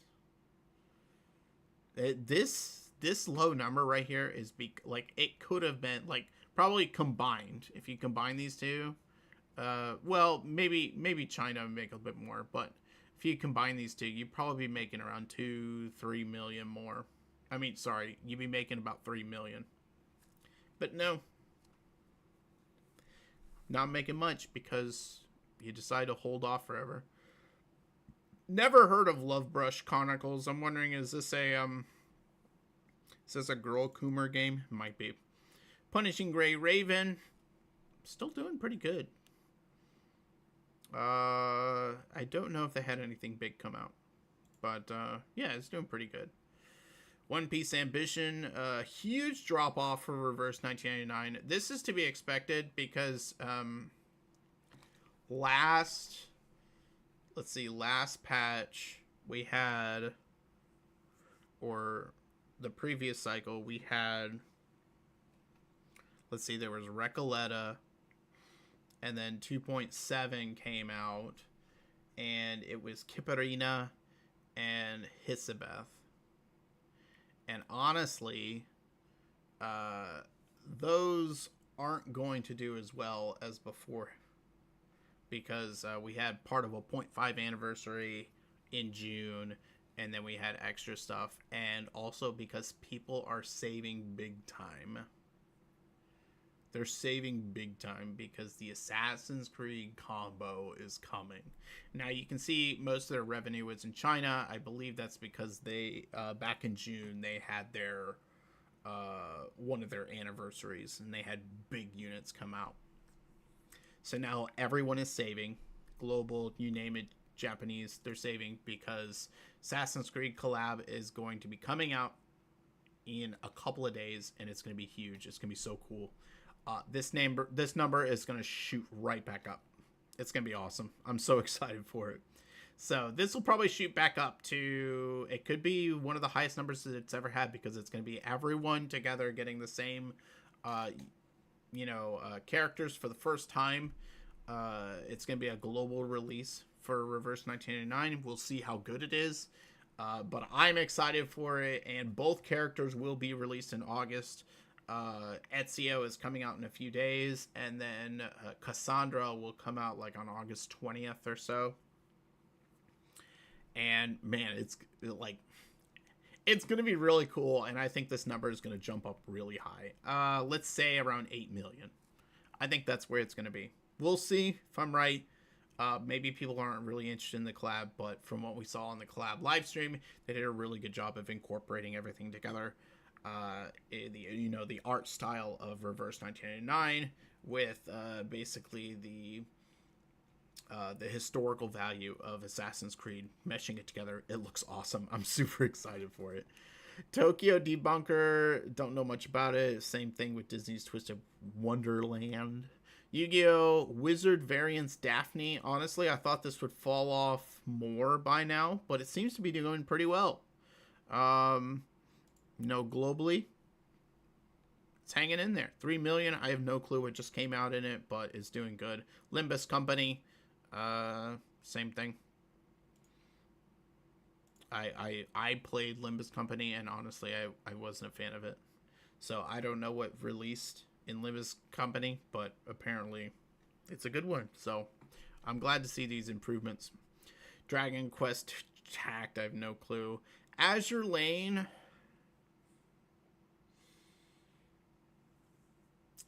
Last month was the ending of a UR event.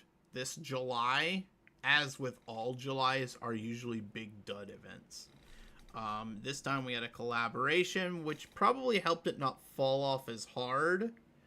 But, yeah, it's usually not that great. Now, next month, it may go down even more. It's going to be the American anniversary or the global anniversary, but it's not going to be till September when we get another UR and we get the Japanese anniversary that this number will skyrocket once again. And my guess is it will probably hit that 8 million range that I mentioned for Reverse 1999, but that won't happen until September. And I like these numbers. You know, they're pretty even across every region. I like it when the pull from each region is generally pretty close. I do like that. Epic 7 got a boost in sales. This is because of the release of Witch of the Mare Tenebria. You can always measure, I mean, there were some summer events, and also they've been having a whole bunch of anniversary events. So a lot of people have been coming in, playing the game for the first time, and spending. But most of the time, when you see changes in Epic 7, it's going to be based on what ML unit came out. Now, we could get ML Raws at the end of August, and if that is the case, you will see these numbers stay high.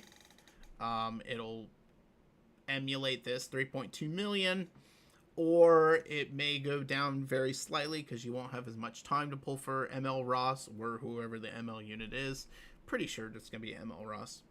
But after that September, it's going to go down until October, in which hopefully they bring back some stuff, which they have in Octobers in the past.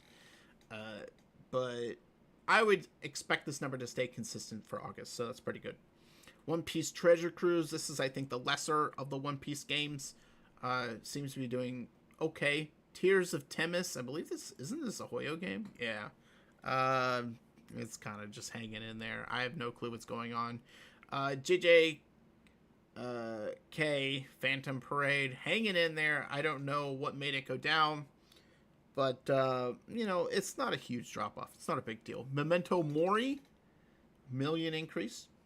Nice. It still blows my mind how much money this game makes for how little gameplay there is. Brown Dust 2. A $1 million drop-off is actually insane. Like, that's really surprising to me. Because, like, the patch before was Wilhelmina and some, basically some anniversary units. And I would have expected that to be way more and then it to drop off a ton. So this is kind of the first big surprise for this list so far for me. Is the fact that Brown Dust 2 was able to really hold on to its cash flow. We had a new unit come out. We had the ending of the summer banners, which had already started in June. And then we had basically... we had this angel, Eustia's mother came out. And if I'm being honest, People's Other Head spoke for this patch. I mean, she's basically like dressed in a loincloth. So maybe that's what it is. Boobs sell, man. That's what it was. This still surprises me, man. This is the first surprise of this chart, that it managed to retain its money. I love it. I love that Brown Dust 2 is doing well. I love Brown Dust 2. It's a lot of fun. I always have a lot of fun in the game. I'm just surprised. I thought it would have dropped off more. We'll see if it picks up later, but I have no clue what is in the future for the game. Right now, we're in a spot, kind of like Girls Frontline 2, we're not sure what's coming up next. You know, sometimes we have a little bit of a roadmap, sometimes we don't. And right now, we don't really have one for Brown Dust 2. So I'm excited that it's able to retain its money, but it's kind of impressive. So, cool. Ensemble Stars continuing to make money. Summoners War. Okay, so this I got this wrong. This is the real Summoners War. I don't know what that other Summoners War was. This is the one I was thinking of. And it's just continuing to do well. This is, you know, fluctuations for a big game like this of like $2 million is just your normal ebb and flow of how things go. And then Puzzles and Dragons, it dropped off a lot. For a game like this, their basically their income is more based on the economy. Like, if people have more money to spend, they'll spend on you know, the game they're enjoying. Or, you know, vice versa, they won't. And, you know, that's kind of, you know, one thing that's really interesting here is that $4 million came from iOS's and only $1 million from Android. I could be wrong, but women are more likely to be on an iOS than a guy. I actually, I need to look that up. So that's kind of interesting. I wouldn't expect them to want to play Puzzles and Dragons, though. Beyond the World, with this gray number here, that means that they weren't able to get any data. I believe that's what it means. This is a Girl Coomer game. Light Night, another Girl Coomer game, dropped off a ton. So, whichever guy was released this month, he must have not been very hot. He must have been a dud. Sorry, man. You sucked. Alright. Let's see here. We have Girls Frontline 2. Huge increase. But I don't even know why. We have global increase of 100%. And Chinese increase of 150%. We had Chihuahua come out. And before that was like the ending of Springfield. Now on the CN side, I don't remember who was released. But the big stuff that like was coming, like was released like a day or two ago. And maybe that's where some of this revenue comes from. I think it was released on like the 31st. I don't know. Hey, I'm always happy that Girls Frontline 2 continues to do well. It's a fantastic game. One of the most consistent, you know, like bangers of a game out there. So I'm excited for that. I honestly expect this number to shoot up big time next month. Like even more so than where it is. I could be wrong. But I think next month we're going to have a huge drop for the global side. And then the Chinese side, whatever came out like on July 31st. So the bulk of their revenue from what just came out is going to be in the August patch. It's going to be in the August Gacha revenue report. So that'll be really interesting. I'm excited for that. I hope they bring that to global too. They released the, you know, the kind of like the 3D dorm, kind of like how Snowbreak has, and everyone says it's really cool. It's also interesting because that's the Gacha skin that came out that the big controversy is about. We'll see how that affects global if it comes out in August, or we'll see how it affects the Chinese servers. You know, we'll see if there's a huge increase in revenue. Omnioji, never got behind this. I think this is another type of Mahjong type game. Cookie Run Kingdom, One Piece Bounty Rush, 7 Deadly Sins. I don't know much about it. Silver and Blood. So this is gaining some popularity. That's pretty good. We'll see what happens. I need to try it. Well, I don't think I even tried it. Like, I looked at it and I was like, maybe. This is another one that I need to try. I need to see how it's doing. But I believe it came out in June. And already it's had this big jump. So that's pretty good for it. Congratulations. Hatsune Miku, Colorful Stage. This has been up here for a while. Persona 5, The Phantom X. I've been hearing that people are not happy with this game. We'll see how it does. It's got the Persona 5 label. It's going to continue, I think, to do well for a while. But I have no clue what came out that allowed it to double. I think it's more the fact that the game came out later in June and July is the first full month. And from here, August will be the month in which we'll get to see how it's really doing, because we'll have 2 full months to compare against another. Blue Archive, yeah. We had a global, as you can see here, we had a global anniversary. So, huge increase. And, you know, I had awful luck with my anniversary pulls. So that explains the doubling. Not surprised there. Infinity Nikkei, have they recovered? Looks like they have. Looks like China has bailed them out. We'll see if it continues to stay alive. But maybe they've finally turned the corner from their disastrous, like past 4 months of basically shooting themselves in the foot with stupid consumer decisions. Battle Cats, another Idol Master. There's so many Idol Masters, man. Seven Knights Rebirth. I know nothing about these games. Arc Knights, huge increase. I don't know what went on, but pretty good. Oh my goodness. Oh no. I was not expecting it to drop this far. I'd have to go back and see my video of what I said Wuthering Waves would drop to, because I said it would drop hard. And someone in my comment section pointed out, they're like, oh, but Frolova is going to come out, so it won't drop that hard. And I was like, oh, man, you've got a point, man. There are some people who really like Frolova. Oh, boy. We're going to hear, oh, man, you know what this means? This means we're going to get, like, 5 new fresh videos from Sane Tone Toss about how something in ZZZ or HSR is destroying the game and they're falling apart. Yeah, blah, blah, blah. We're gonna see the defense videos come out. This is a hard drop. I'm almost, I could be wrong, but I'm almost positive I said that this would drop to around like 22 million or so. This is not good. This is not a good look at all. Like, this was Cartethia's banner, okay? Oh, man. I don't know what to say.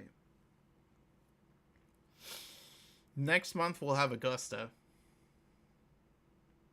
So it's going to shoot back up again.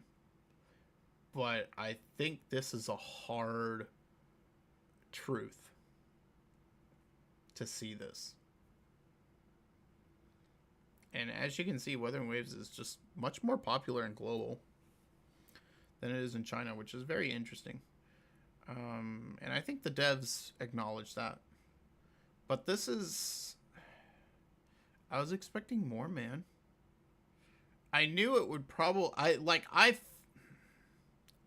don't know. I thought maybe Genshin would... Like, it could beat Genshin, maybe. But this is not a good look for Wuthering Waves. Oh, man. They can't keep doing this. They can't keep having just being so hot and cold. Some games have fluctuations, like based on big patches and whatnot, favored units, and then they drop off a little bit. But with Wuthering Waves specifically, it's either they make a freaking ton or they drop off the face of the earth. Now, yeah, they're not making like in the hundreds of thousands. That's true. But for one of what a lot of people consider the big four to be dropping down this low, I think that's a problem. And ZZZ has had this problem before. HSR and Genshin really don't have this problem. But this is not a good look for Wuthering Waves. I kind of want to go back and look at my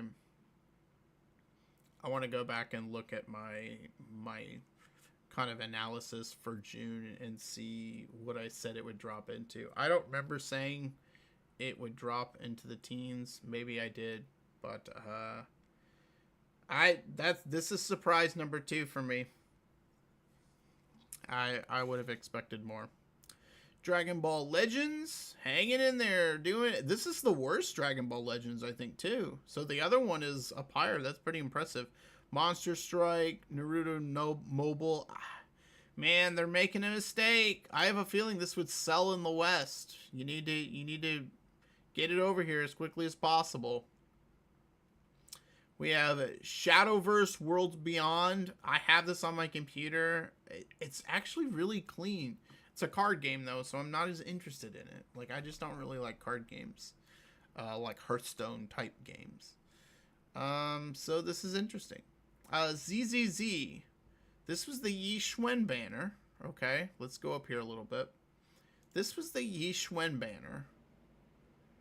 And what we have here is Yuzua, and we haven't even gotten Alice yet. So, that actually, well, this is like the, well, this is the anniversary banner, yeah. This is Yuzua right here. This is, yeah. This is like part, Jifufu and Yuzua. So I think Yuzua saved it from tanking down to where Wuthering Waves is. This is where I expected Wuthering Waves to be. And if you remember from last month, they were both like neck and neck. Like ZZZ lost out by like 100,000 or something. This though, I mean, this is what I expected out of Wuthering Waves, and not out of ZZZ. I thought ZZZ would drop more, but Yuzua is also a broken support. So she really, Yuzua really saved ZZZ from looking like Wuthering Waves. Next batch, I don't know. Like, I really can't predict how people are going to react to Orpheus, Magus, and Seed. I think we'll see. But the next patch is really going to be a bulk of Alice, and then it's going to be the beginning of either Orpheus or Seed. So we'll see what happens in August. I would expect it to probably pull the same number. I think 2 banners releasing is enough to make up for Yuzua being dropped. We'll see what happens. But I would expect around 20 to 23 million next patch for ZZZ. If it doesn't do that, it probably goes under. Probably gets worse. But this is what should have happened to Wuthering Waves, and it didn't. So that's kind of disappointing. That's the top 10. We got Fate Grand Order. Still can't believe people play this game. I don't know. It pisses me off. It really is a love for the Japanese. Let's see. SD Gundam G Generation Eternal. Okay. Goddess of Victory. This is one of the predictions I made at the beginning, that it would make more than I expected, and sure enough. June was kind of like the fall off of the anniversary, so there wasn't as much there, and it was kind of like it had some collaborations. That's right, it had the Stellar Blade collaboration. So for the Stellar Blade collaboration and the Nier collaboration, the start of the Nier collaboration to be outdone by what was basically some really nice summer skins. That sounds about par for the course for Nikkei. Yeah. That's pretty impressive. So, yeah, I was expecting it to go up, and sure enough, it did. 28 million. 7. We have, here's the other Dragon Ball Z, Dokkan Battle. Dude, look at this jump, man. What is going on with Dragon Ball Z to have these absolute, just massive shifts? This is crazy. And then here you see number 5, Uma Musume. Uma Musume freaking was like number 1 when it was only out in Japan a couple of years ago. Like, it could beat Genshin on some months. And Honkai Star Rail. And look at, oh my gosh, man. They should have brought it to global so much sooner. Japanese devs are driving me nuts, man. So yeah, look at this. Made 22 million off of global. It released for the first time in global. It's just like, I don't know what to say. Like, man, I don't know why you wouldn't release this a whole lot sooner. So I think this is going to be a mainstay. I think this is going to stay up here for a while. It'll be in the top 10 for a long time. It was already really close just with Japanese, income, but now that global has entered the mix, I think it'll continue to be up here. So this is another game. I have it on my computer. I just need to play it more. All right, the top 4. We have, Love and Deep Space, Genshin, Honkai Star Rail, and I don't know what the 4th one is. Oh, the 4th one's got to be Pokemon. Okay, so those are the top 4. Let's go ahead and see who's in 4th. I'm betting 4th is Genshin Impact. Oh, no. Pokemon TCG. This one confuses me a lot because from what I've heard people tell me about this game, it just kind of like they released a new pack every month. So you shouldn't have to, you shouldn't have to worry about like cycles and so forth. They probably do it like, and by cycles, I mean like character cycles like you have in Wuthering Waves or Genshin or anything like that. So I'm assuming it runs like Fire Emblem. Like every month you have, a new pack, okay? And so for it to drop off hard like this, and, even though it only dropped 1 rank, man, it's still quite a huge drop. How much percentage? 35% drop off. 35 to 25, so in the middle. I don't know how it functions, man. It could be that maybe people were interested in other games and they wanted to spend their money there. We'll see. But I think over time, the novelty of Pokemon TCG Pocket is just going to wear off. And it will continually, like if you look at a graph of like over a year, you're basically just going to see this, going downhill. It may be slow. And in the moment when you see like revenue, like month to month, it may not seem like much, but I think over time it's just going to continue to get whittled down. So we'll see what happens. But yeah, I was expecting this to do better. All right, number 3 has to be Genshin. I just don't see it beating Love and Deep Space. Yeah, there we go. So 65 down to 41 million for... well, we just had Inefa, but basically the big stuff was last patch, which was the Malvika rerun. I spent my Primo gems on it. I don't know why. I was just like, you know what? Go for it. And I believe it was the end of Skirk's Banner. So the end of Skirk's Banner and Malvika rerun. Yeah. Malvika still is pretty popular. I mean, she's considered, I guess, basically the best DPS in the game. So, we'll see. Inefa, this is going to drop a ton, and then when Nodcry releases, which I think will be like, it's going to be like the 2nd week of September or something, September's revenue is going to be absolutely nuts and off the charts. It's going to be crazy. Just wait. This... Genshin Impact will be number 1 next. No, not for August. Not for August. Okay. Number 2 is Love and Deep Space. Yeah, we knew this. There's no way HSR was not going to be number 1. Man, I don't know what to say about this. Like, I just know that the girl Coomers are out there. That's all I know. All right, let's look at number 1. How much did HSR make? I think they made over 100 million. Oh, no, I was wrong.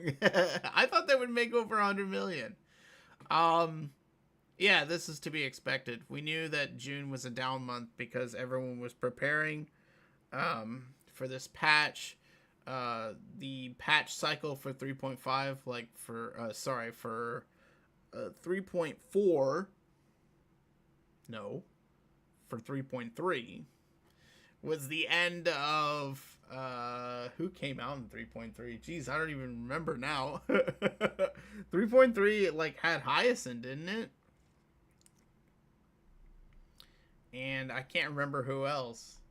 It was Hyacinth and someone else. Oh, and Cypher. So it was like the ending of Cypher's banner. And everyone knew Finon would be coming out. And it happened right at the beginning of July, so we knew this number was going to jump, especially with the Fate collab. This is just kind of predictable. Very popular in Japan, but just as equally popular in America. Like, it's really healthy, doing well. This doesn't surprise me. I probably would have expected it to be over 100 million, but you know, it is what it is. I mean, this number's obviously going to go down next month. I don't know how far down. Probably 50 million, maybe. And then depending on what is drip marketed, it's going to continue to go down in September as well. And then I don't think it'll be until October that we see a massive jump. Whenever Cyrene releases is when this game is going to absolutely have another pop off again. So a lot of its big months have already been out of the way for this year for HSR. This will probably be the last time it's on top until maybe it'll get another chance in October, but it's not going to be for another couple of months before it comes out again. So that's it for the entire Gacha revenue for the month of July. Biggest surprises, I think, for me are still the fact that Wuthering Waves cratered. I would have like, that's another like 8 million less than I thought it would do. I think a surprise for me is Infinity Nikke's rebound. I think that's always good. Brown Dust 2 not dropping is another surprise for me. So I think those are the big surprises for me. And I think we've got a lot of interesting stuff coming up. It'll be interesting to see where Genshin goes within the next couple of months with Enefa and the Nod Cry characters. I think September is going to be a huge month for Genshin Impact. Probably next month, Love and Deep Space will be #1 again. That's what I'm betting on. And #2,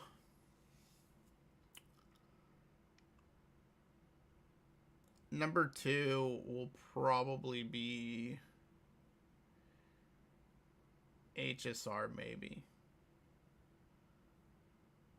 It's going to start to slowly drop off down. So, plus the Fate banners will still be accessible. So, we'll see what happens. But, yeah, this is pretty exciting. Interesting stuff. And my games are all doing well, with the exception of this stupid thing down here. Pissed off about it. And Counterside. Counterside's not doing very well.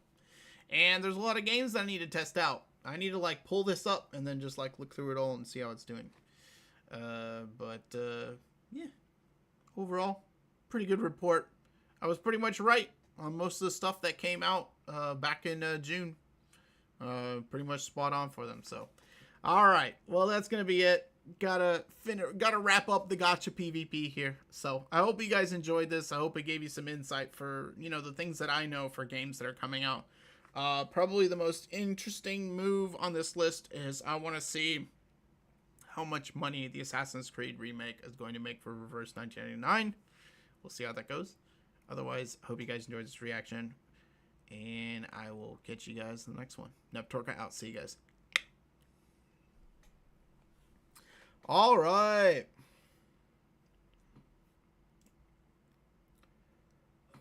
Woo. Man. Where's the dog? She's right underneath me. I need to get my feet up. All right.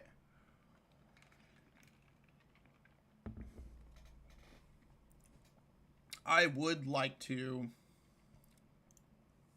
release that video right away. So, I'll let you look at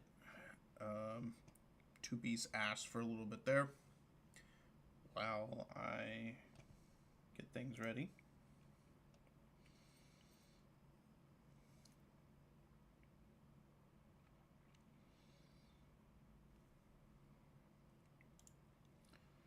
Bring a Mumu player.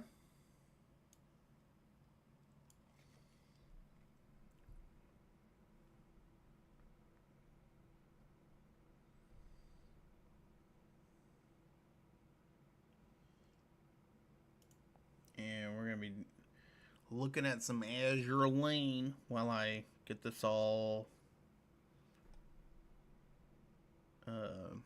rendered and so forth.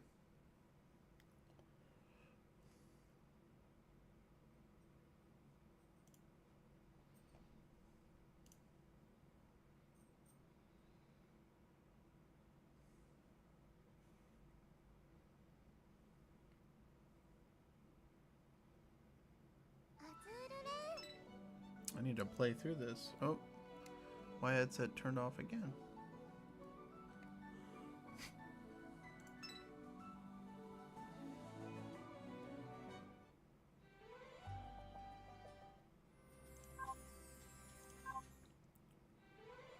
Alright, so the goal... Stop doing this. Cruise missions.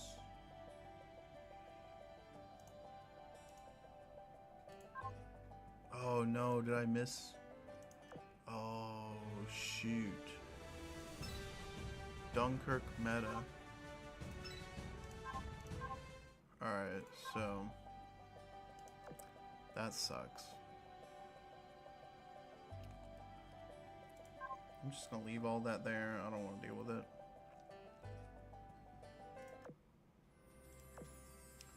Retire all this.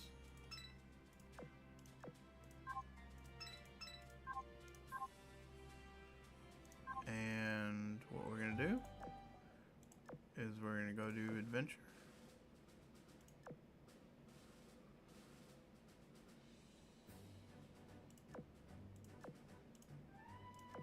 All right.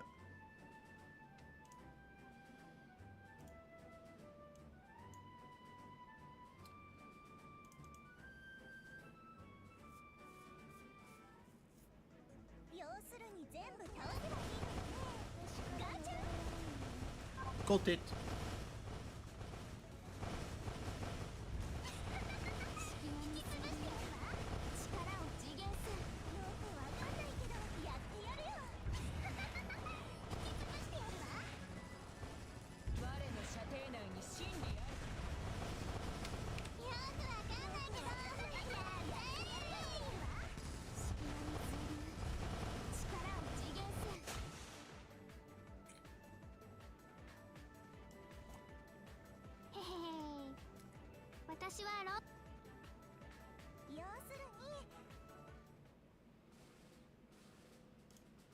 Alright, first thing I gotta do is take care of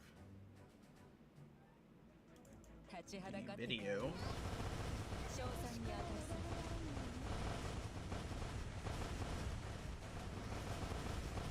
I'm gonna work on getting my thumbnail.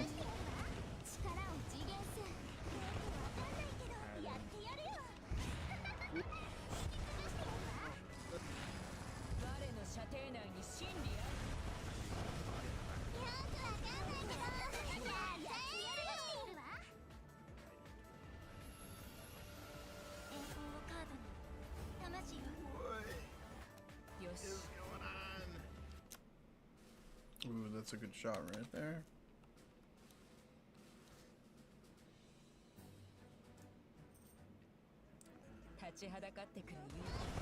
And this is ready. Hang on a sec.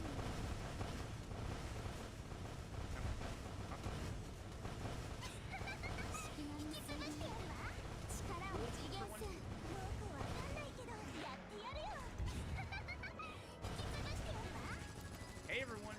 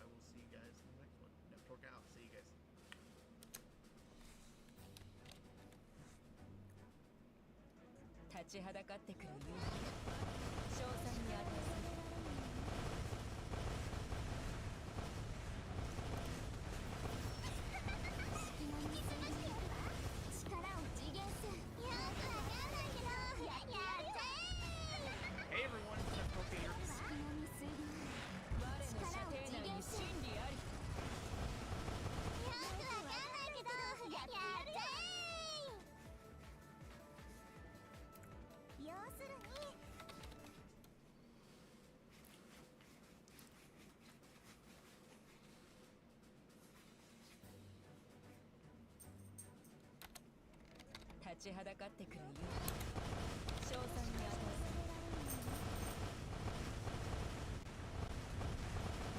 Alright.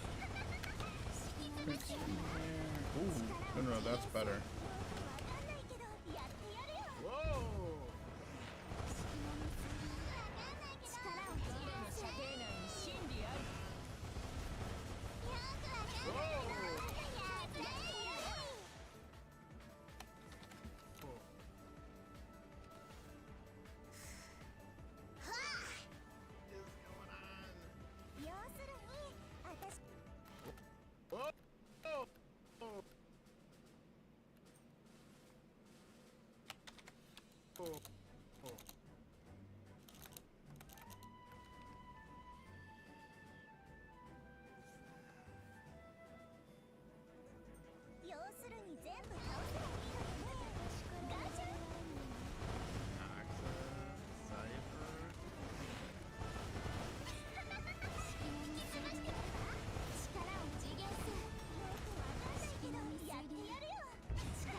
Oh, that's a good one.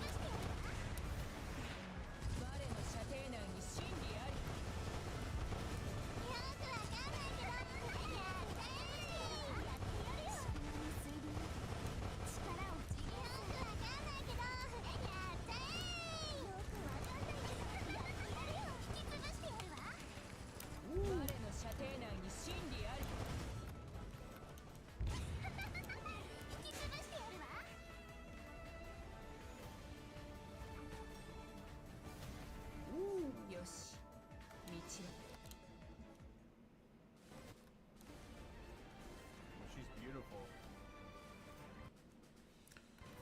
Ooh, that's a better shot. She's beautiful.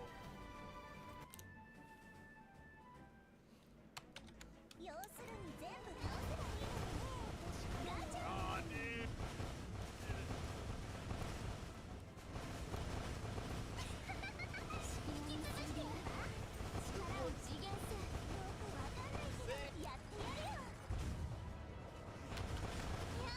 Oh man, I bet this is gonna trigger some people. Alright, I think I have enough,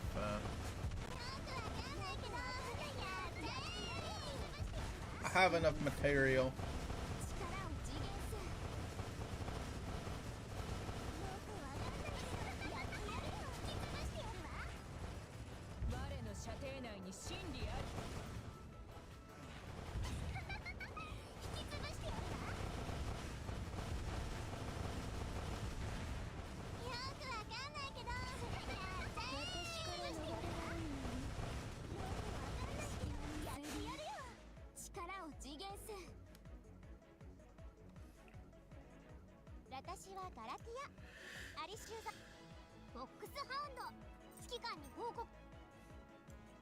We're gonna go with this one.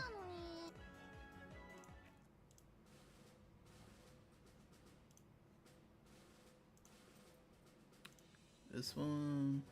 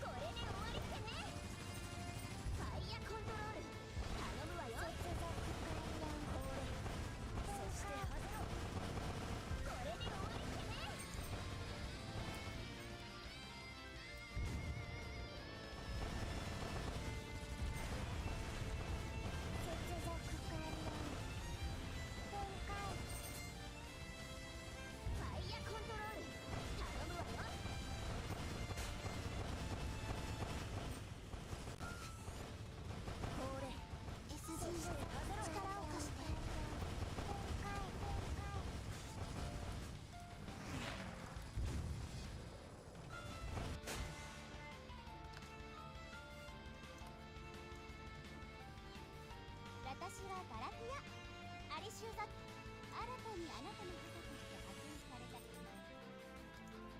方向よし。も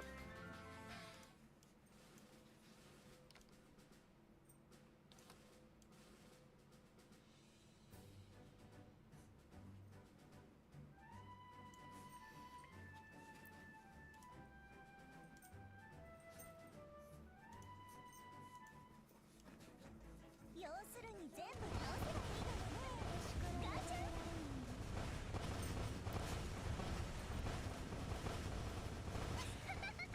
引き潰してやるわ。力を次元す。よくわかんないけどやってやるよ。力を次元す。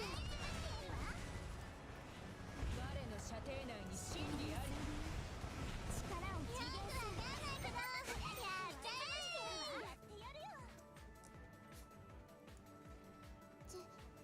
重要か。君はこの艦隊が好きか？よし、道は What's up? What's up, dogga? What's up, doggy?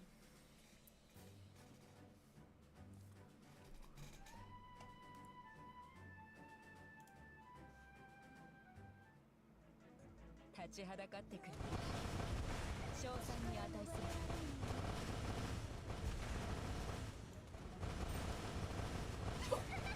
隙間についてるわ。力を次元す。よくわかんないけどやってやる What's よ。 up? 引き潰してやるわ。わかんないけど力を次元す。射程内に真理あり。よくわかんないけどやってやるよ。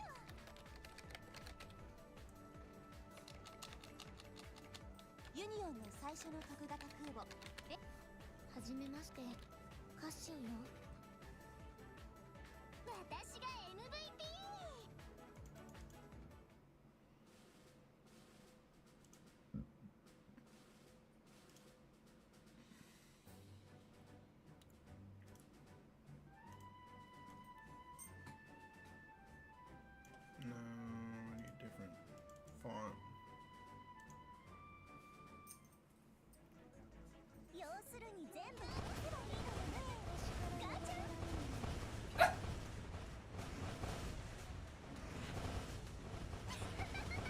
引き潰してやるわ。よくわかんないけどやって。 Man, that pisses me や off. ってやるよ。 Alright, you want to be taken out? 我の射程内に真理あり。 I know. Oh, no. I'll take you out, okay? I'll take you out. That's what you want. You want to go outside. 潰してやるわ。 Ow! はい。C クラス駆逐艦のコメットで。ウォーミングアップな。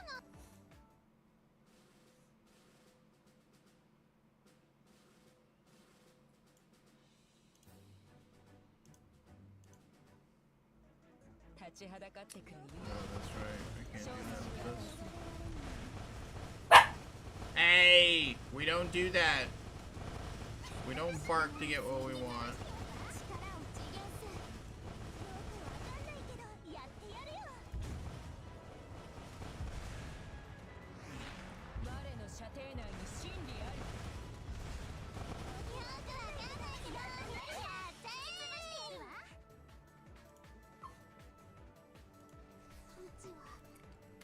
うちはこのアリシュートが来たからにはもう。よし。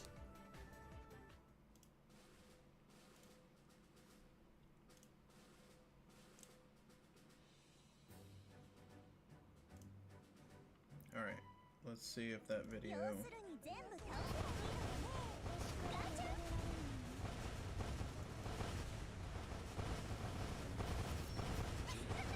隙間についてるわ。力を次元す。よくわかんないけどやってやるよ。よくわかんないけどやって我の射程内に真理あり。よくわかんないけどやって。隙間についてる。力を次元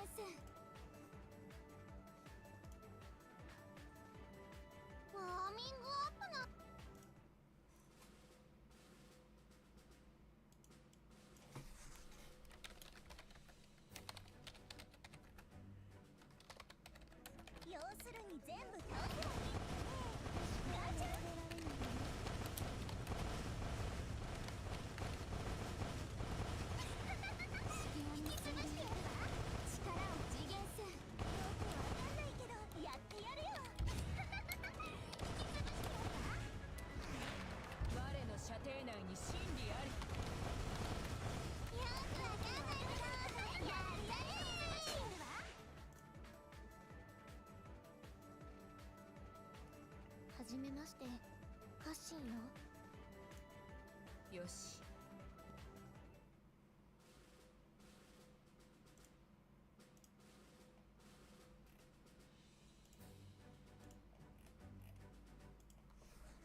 Ceredra.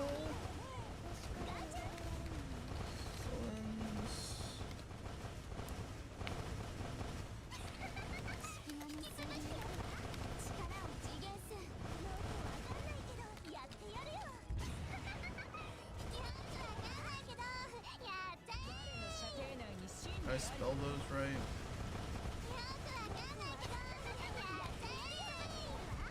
Ceredra and I did. Look, Mom, I can spell.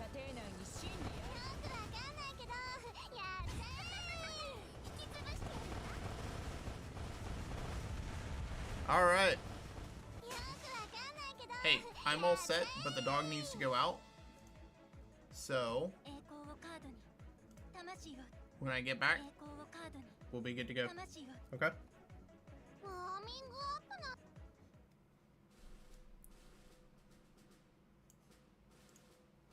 I'll be back, guys.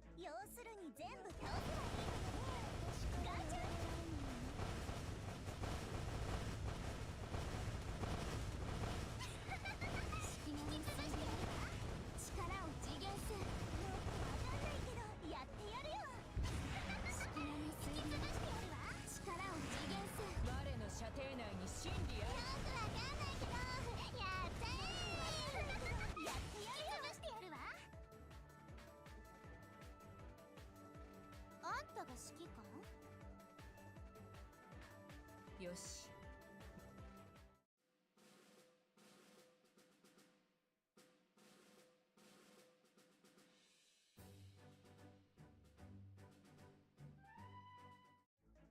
立ちはだかってくる勇気、賞賛に値する。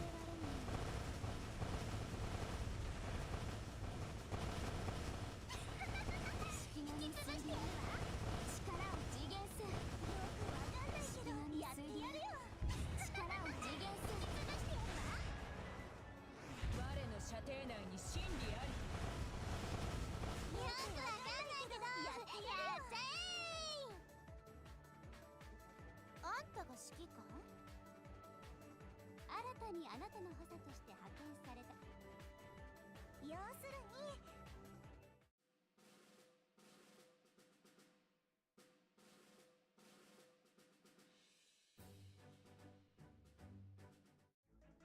立ちはだかってくる勇気、賞賛に値する。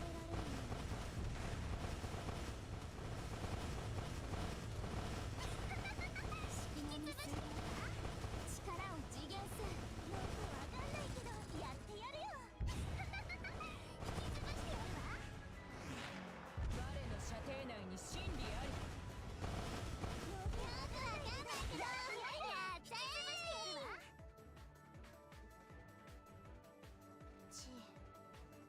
はい。よし。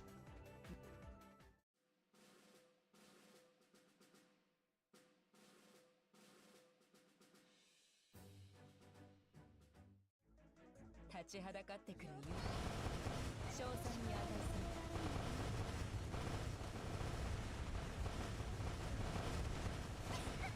隙間についてやるわ。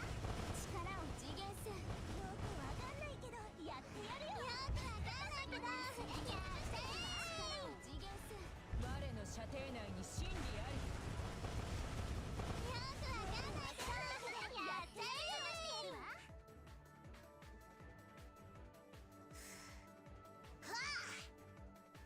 栄光をカードに魂を。ウォーミングアップな。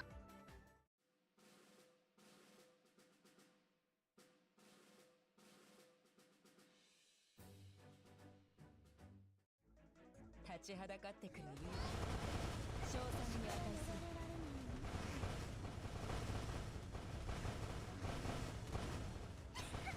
隙間についてやるわ。力を次元す。よくわかんないけどやってやるよ。引き潰してやるわ。我の射程内に真理あり。よくわかんないけどやってやるよ。引き潰してやるわ。隙間について力を次元す。よくわかんないけどやってやるよ。引き潰してやるわ。All right. 我の射程内に真理あ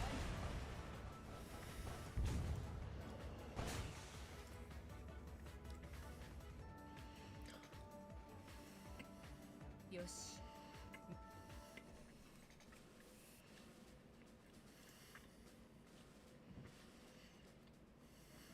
立ちはだかってくる勇気、賞賛に値する。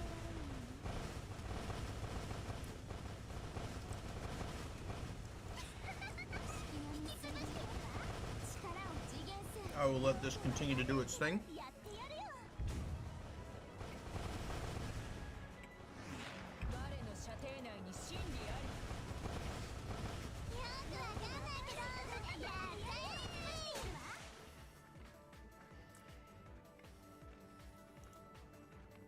First thing I'm going to do is we're going to do a little bit more brown dust too.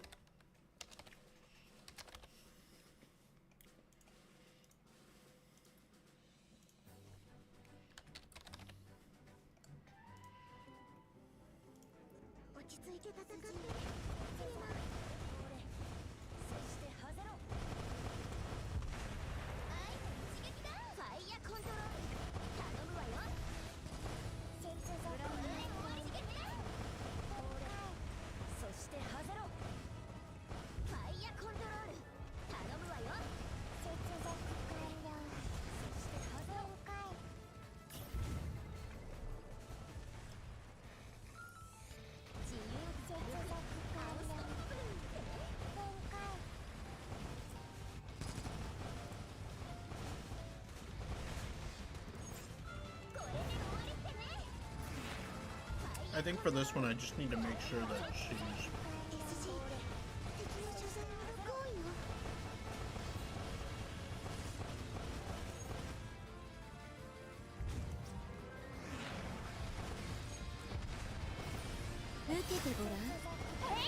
I'm gonna have to revive my characters after this.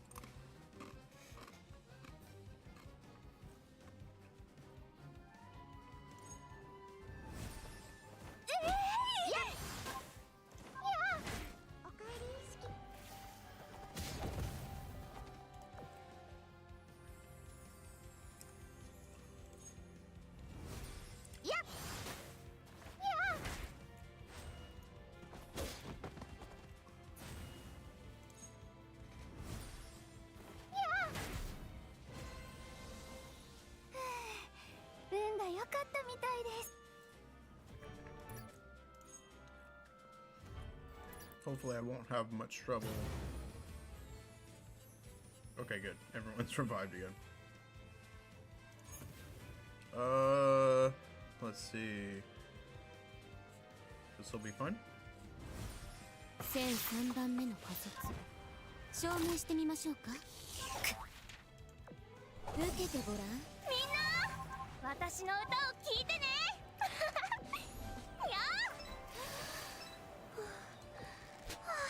よし、勇気を出さなきゃ。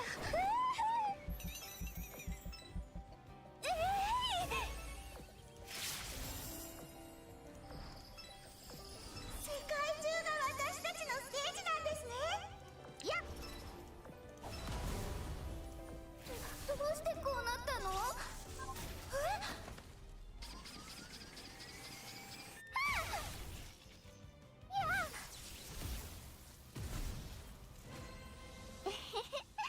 私の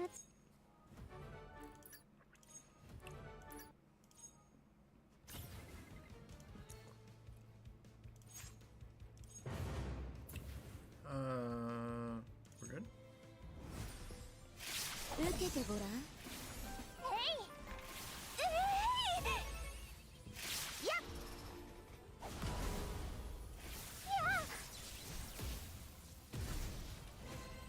何か不手際はあります。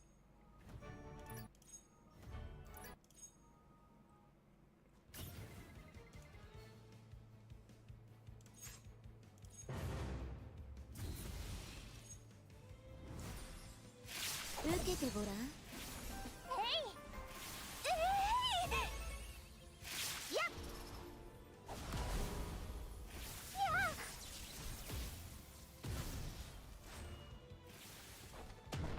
Oh!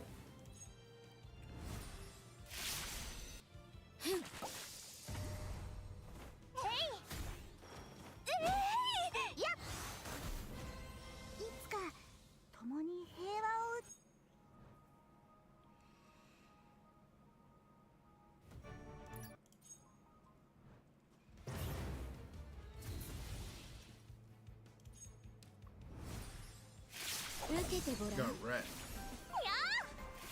Alright, let's see if I can move some of this stuff around. I'd like this to be like over here. Yeah, there we go.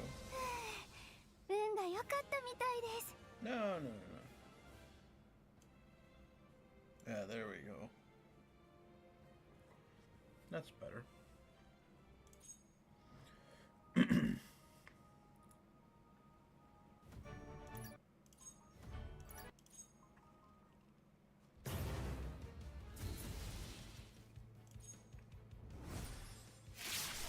Oh!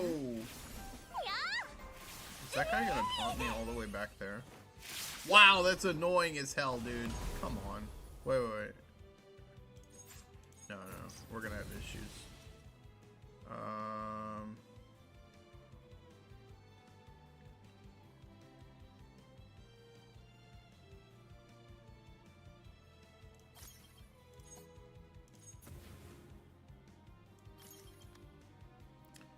Do it like that.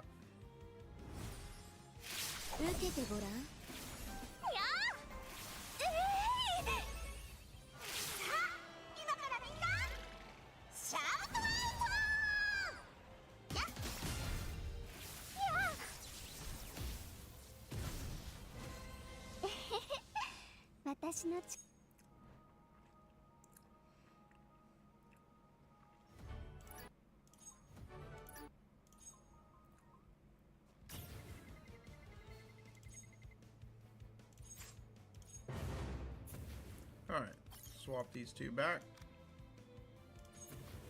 Switch back to that. I really should be using someone like Dalvey, but...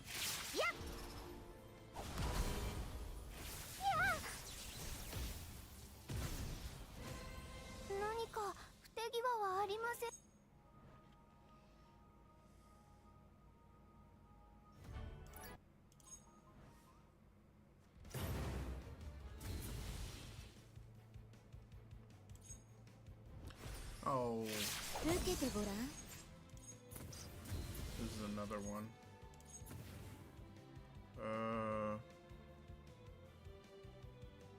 Should be fine.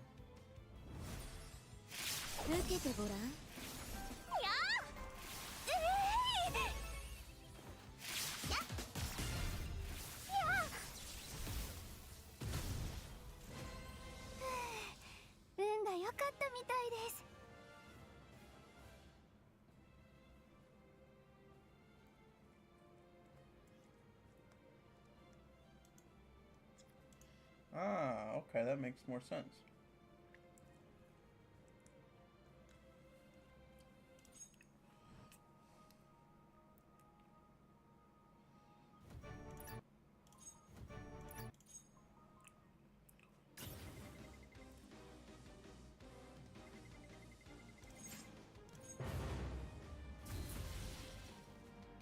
Okay, I don't think she has that stupid thing again.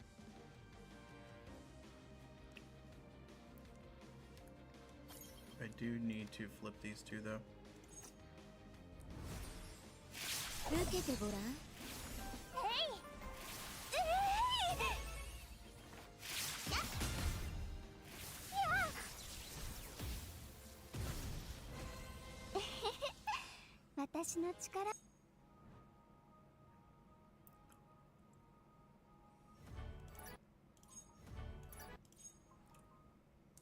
It never ends.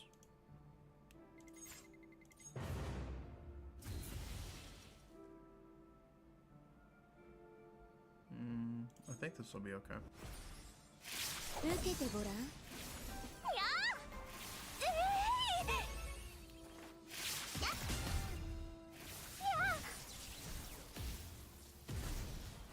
Ooh. Okay.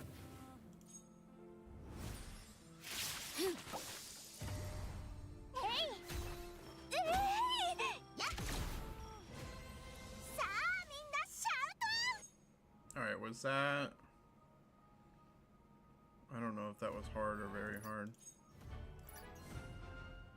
Okay, that was just hard. Jeez. Okay.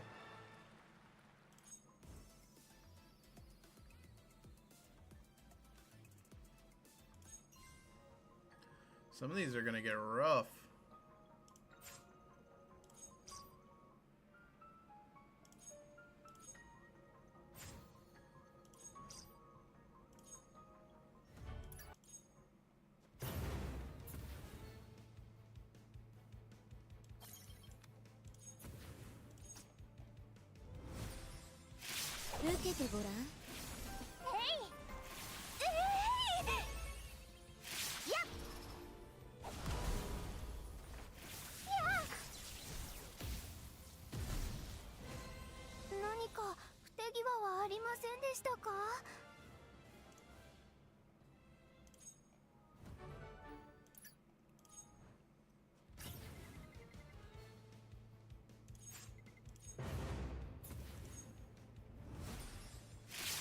けてごらん。や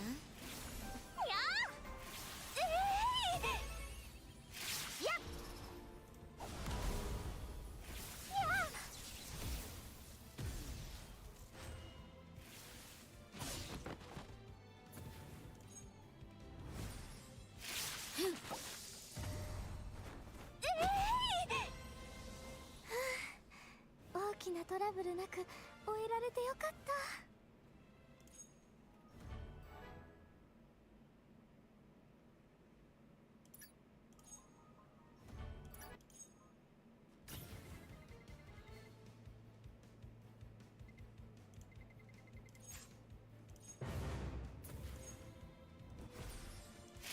受けてごらん。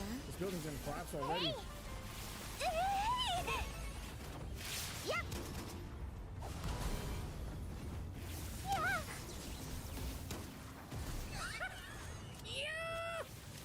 And look at this!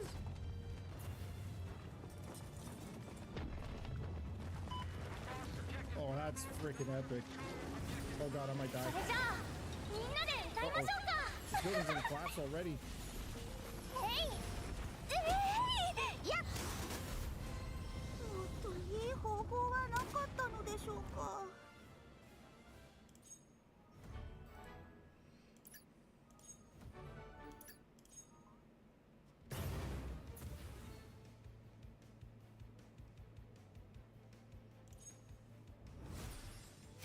受けてごらん。やっ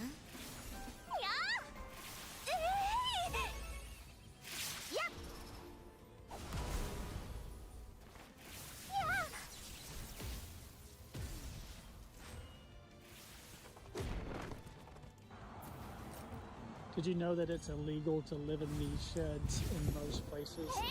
The reason why is they aren't built to residential building code, mainly from the floor joist. We use 2x6s in our storage sheds, and most places require a 2x8 or a 2x10. It's not that the exterior is in question, it's what's underneath. So the only way to really do this in most places also is you can't put a shed like this in a residential zoned place without having an existing dwelling lot. So that's some information that you may not know. So if you're looking to do a tiny home or an off-grid cabin, oftentimes it's easier to do in more rural areas that are zoned agricultural. But if you try to do this in city areas, it's almost never going to work. Just something to keep in mind here. People do it all the time, but it's not necessarily legal. Did you know that it's illegal to live in these sheds in most places?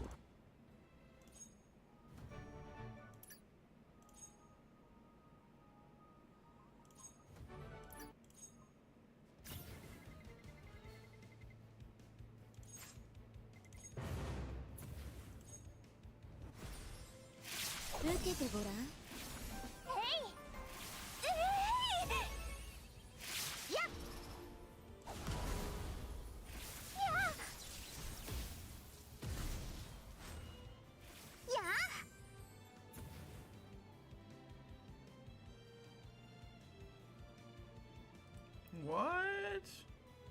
There's a live stream trailer?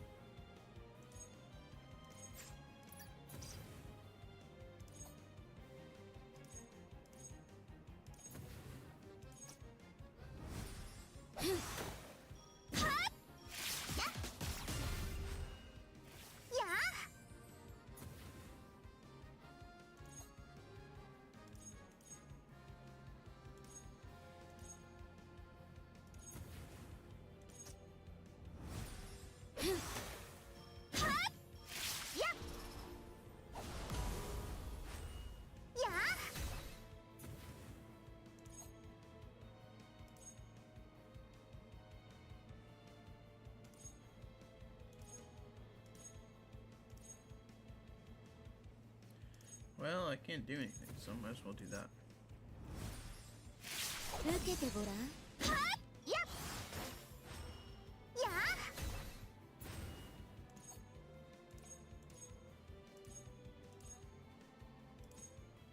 Still can't.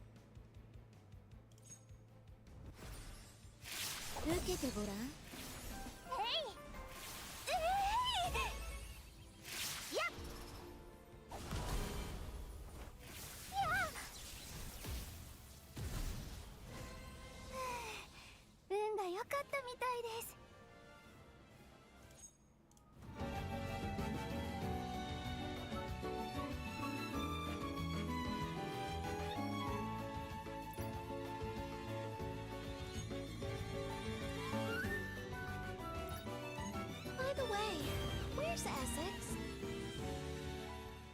8, 9.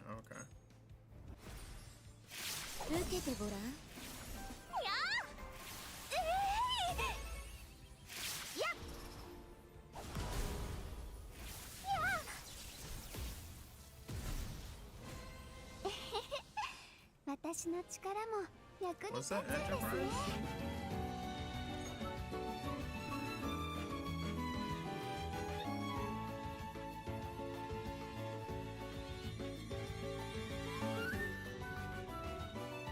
By the way, where's Essex?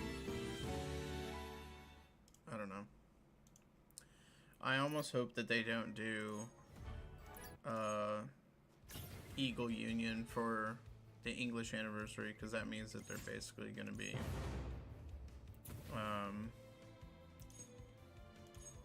that basically means that they're going to be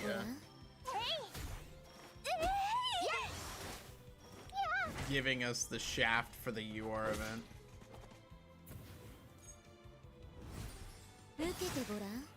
Always happens.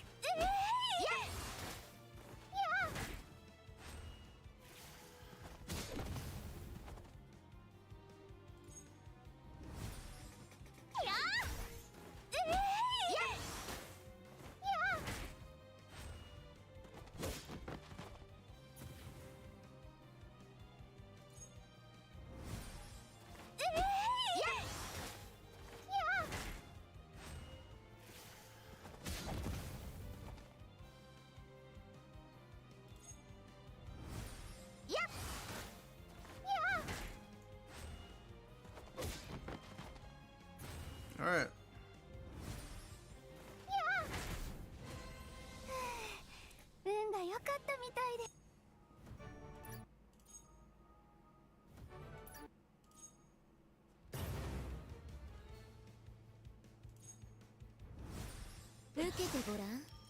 Retry. My bad.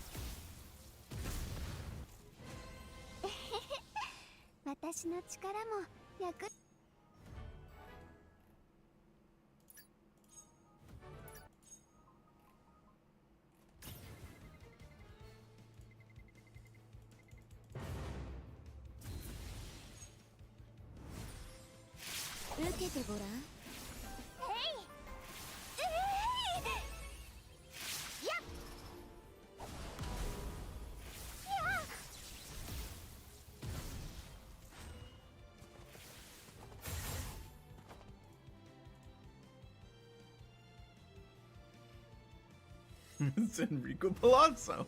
受けてごらん。やっ。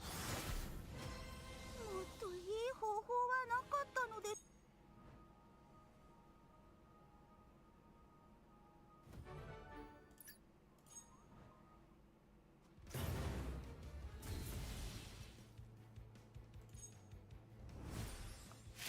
受けてごらん。やっ。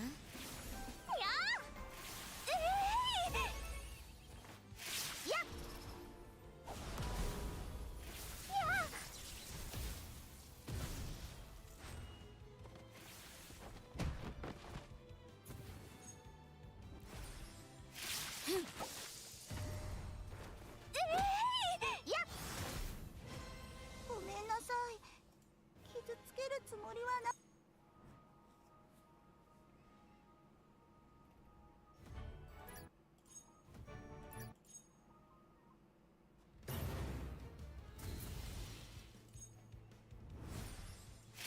受けてごらん。やっ。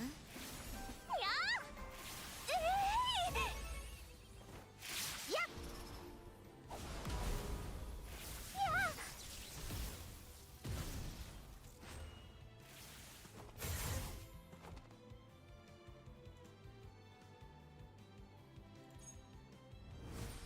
受けてごらん。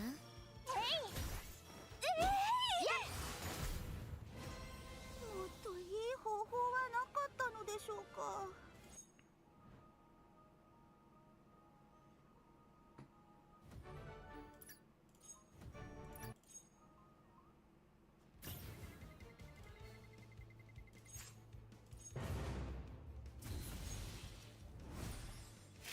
受けてごらん。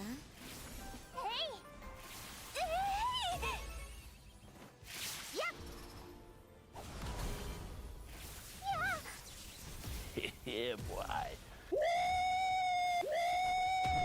Hey, that's pretty good. Perfect. That's why he's the GOAT! The GOAT!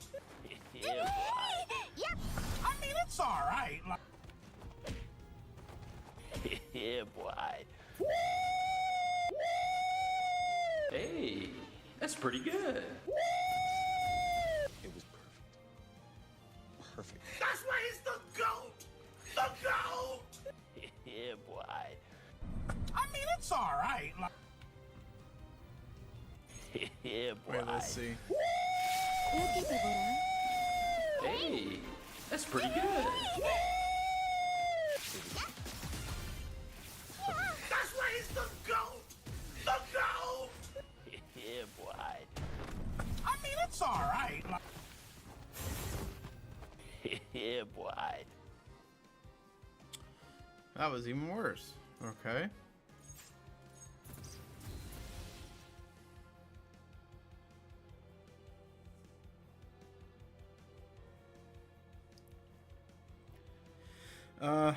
Okay. Let's actually flip these here.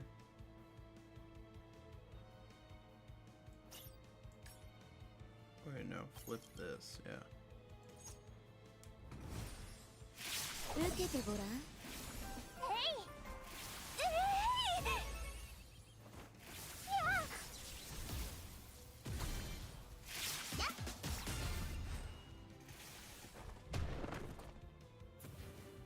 Okay. This is doable.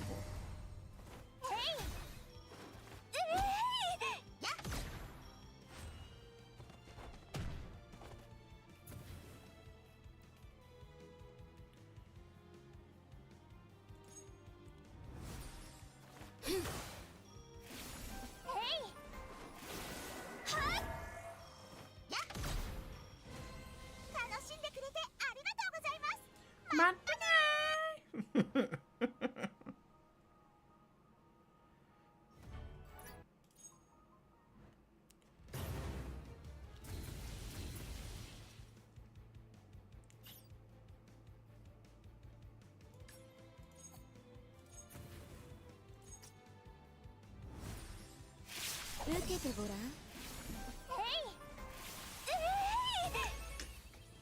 やっ。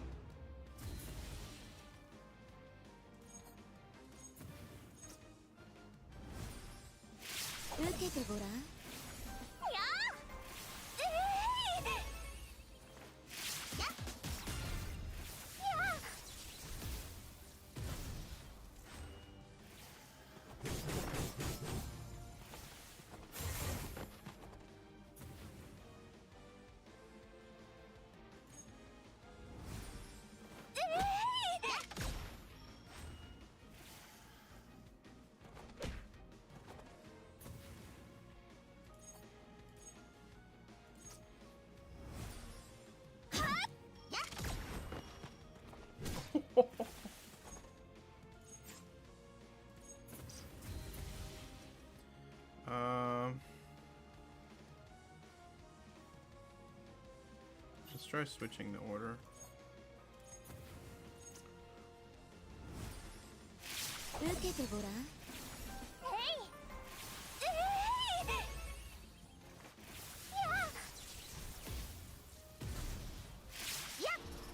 Okay.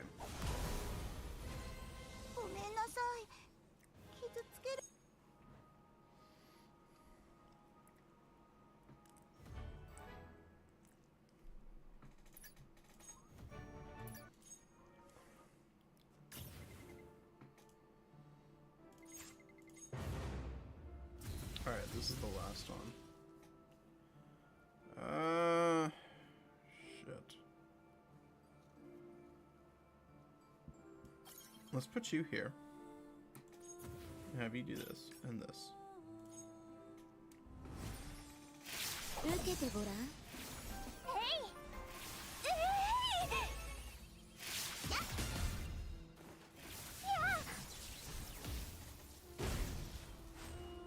Okay. Good. Simple.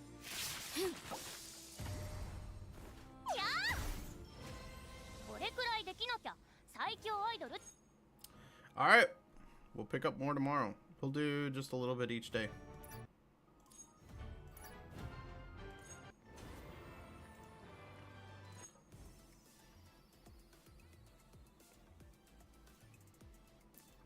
We'll just, yeah. We'll do this one day, this one day, this one day, this one day, and then we'll finally get to this pack.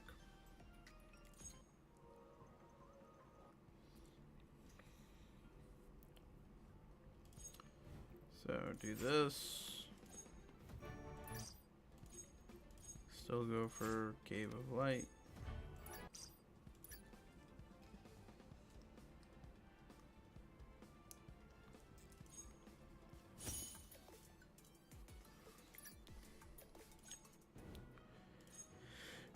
Take care of my draws.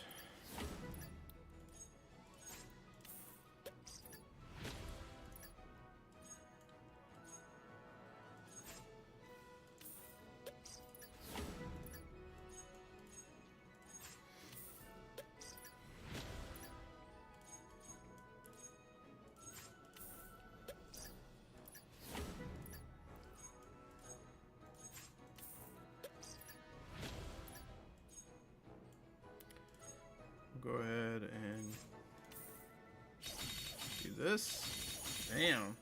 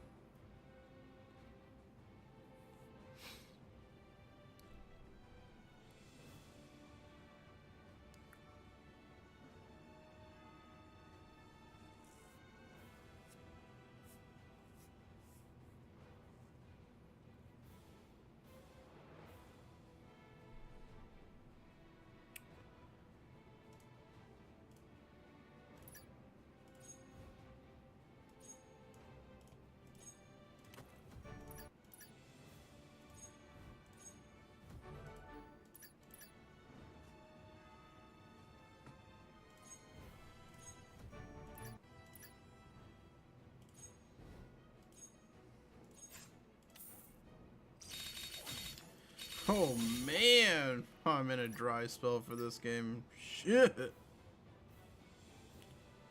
Let's see. Nope, that's it.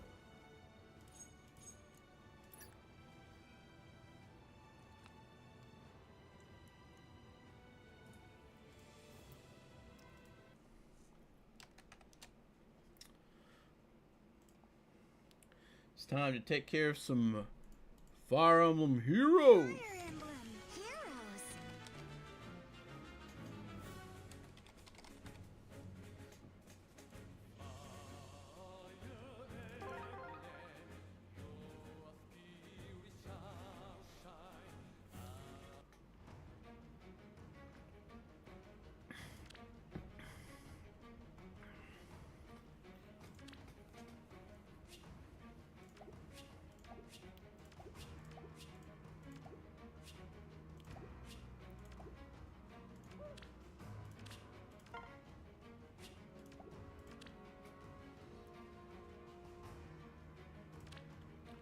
I accidentally missed logging in yesterday.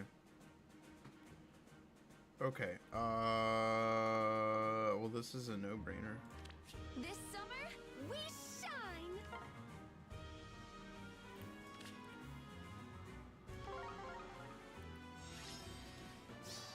You have my trust. What fun!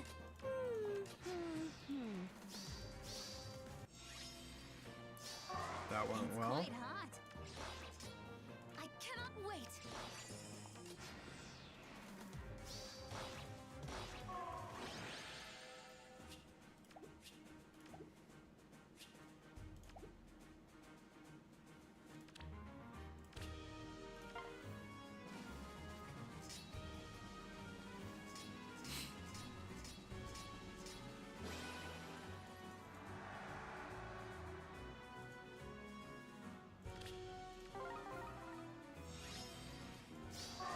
A worthy plan. I feel so energized. My turn. What fun.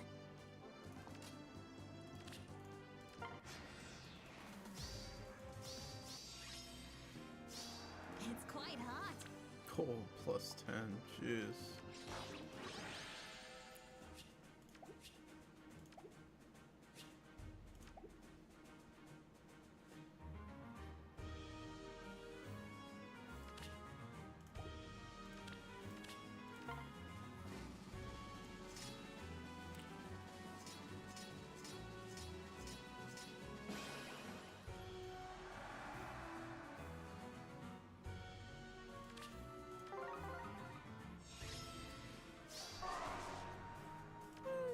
I cannot wait. Well then. Consider it done.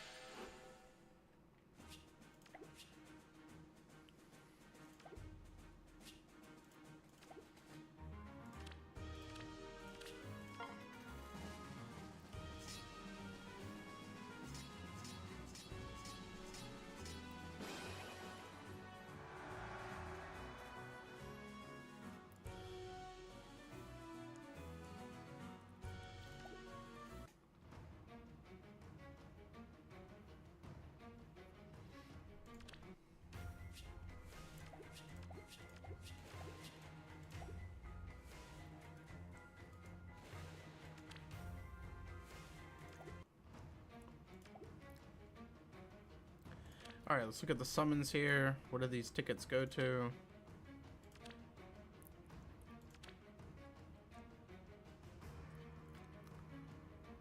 Man, I'm telling you guys right now, don't miss out on this unit.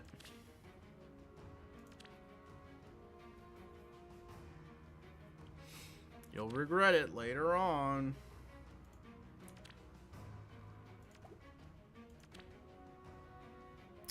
Okay, so these 5 tickets are really useful. I think we're gonna go after Hresfeld first.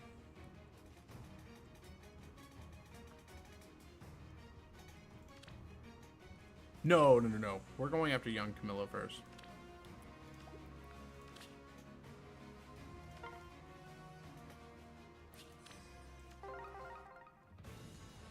Probably just gonna focus on green.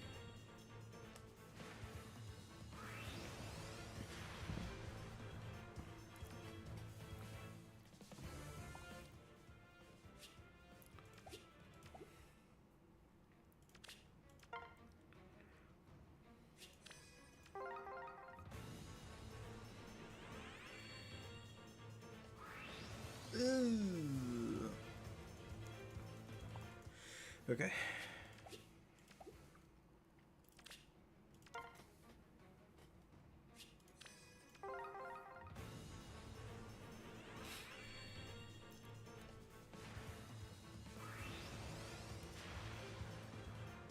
There we go. We got her.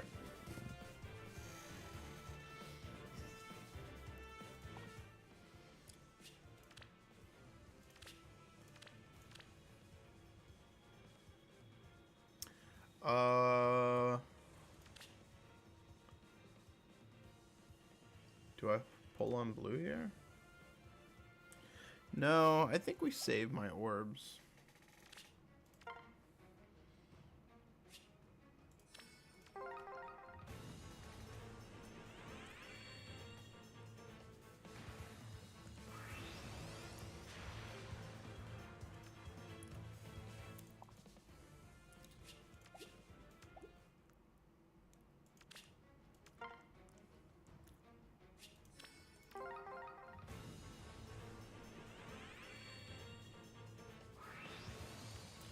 Ugh.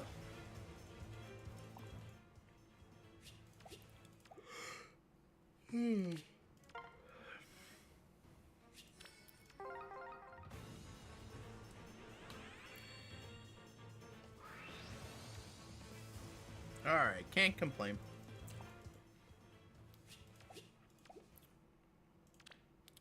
And then, okay, these first few banners are pretty duds.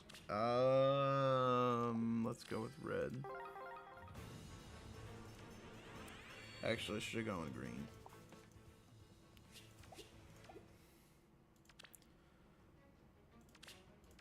These just keep going for blue. Hope we get some Dorothy's.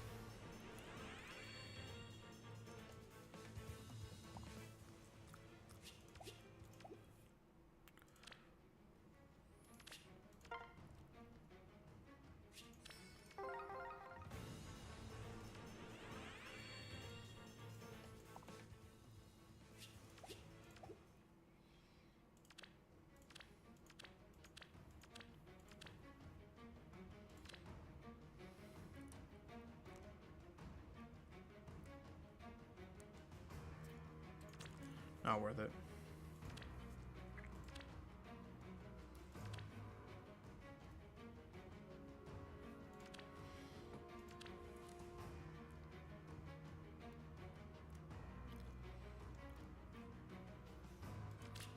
If I'm being honest, I wouldn't mind this guy.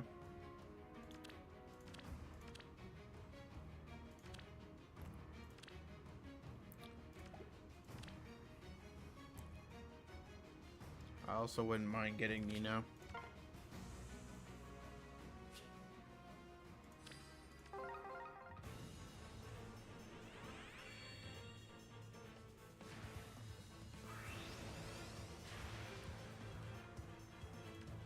I'll need to really think about it because I really don't care about the Tea Party ones.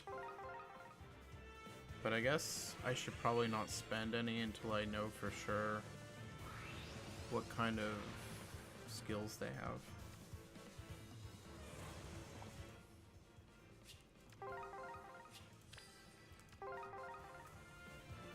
So let's do that. Let's not spend any more until we know. Oh, but we can't end on a 3-star. It's like rule of thumb.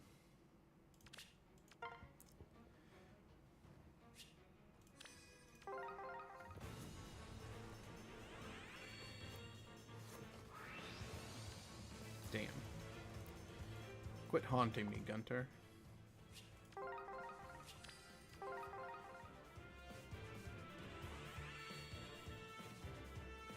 Alright, there we go. Band 2.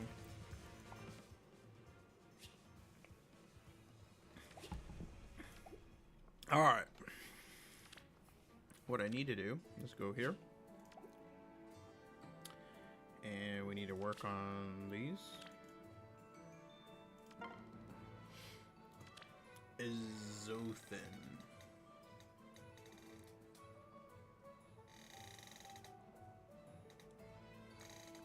Okay.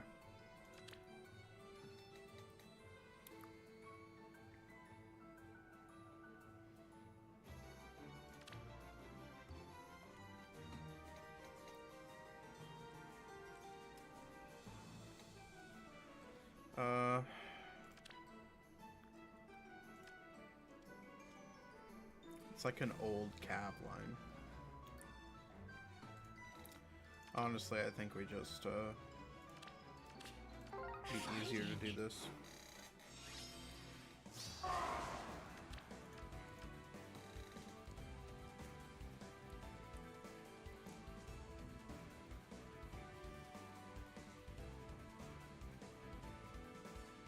Actually, no. What we're gonna do is put you here. Like that. Okay. Great. You're fine. Flip up. Leave it to me. I am here.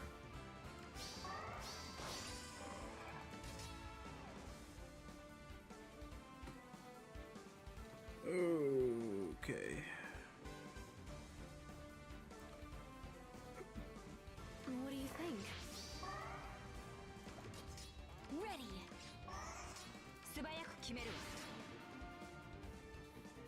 I do. I made a mistake I will and try. we barely got out of it.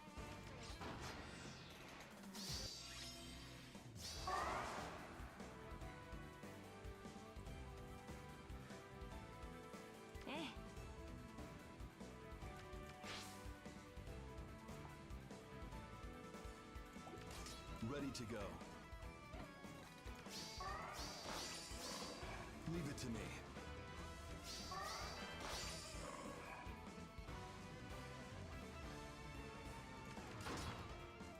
Maybe this way.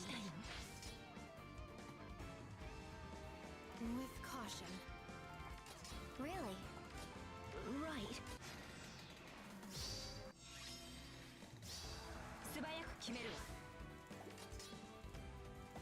I am here. Good morning. You Naka here. Give me an order.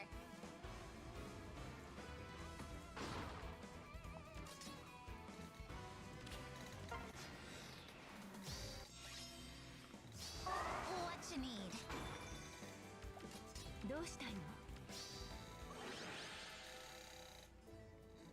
Okay, not a problem. Person probably hasn't updated his Aetherids defense in many years.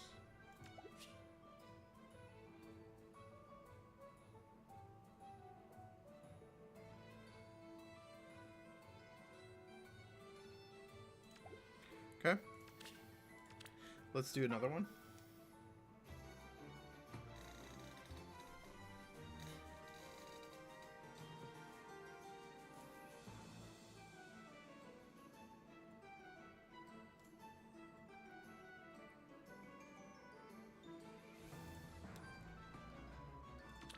Oh, great. It's this asshole.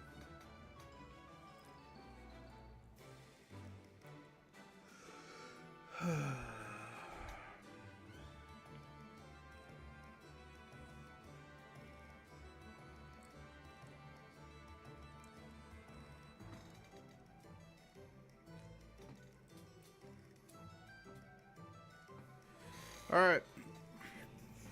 Yeah, I don't even know where to begin with this one. This is gonna be so freaking annoying.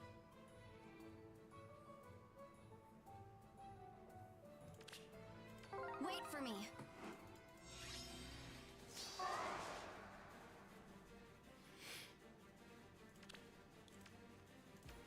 Okay. Do this.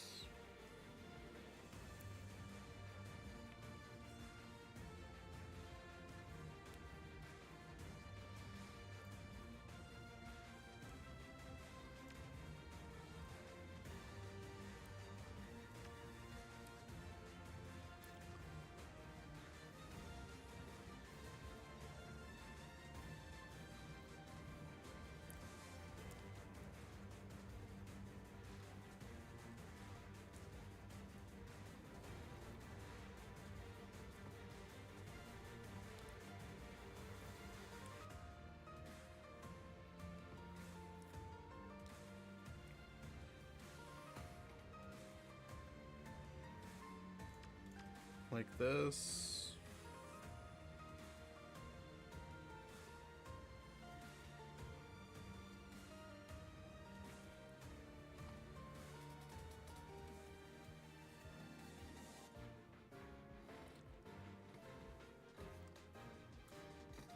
Like this. I think this will work. Alright. Come up here, do this. Back here.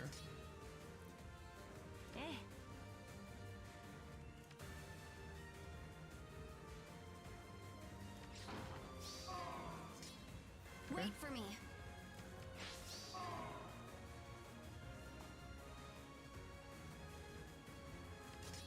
Ready. I do. This is challenging. Don't be seen.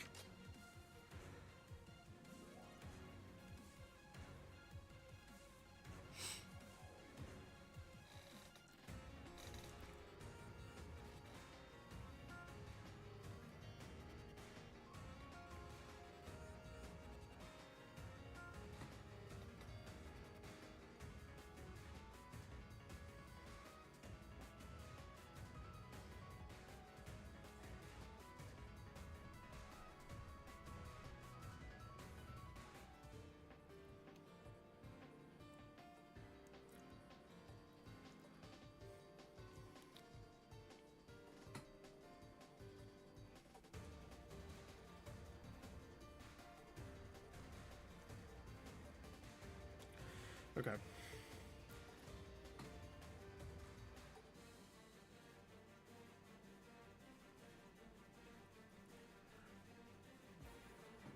I have to be really careful about this.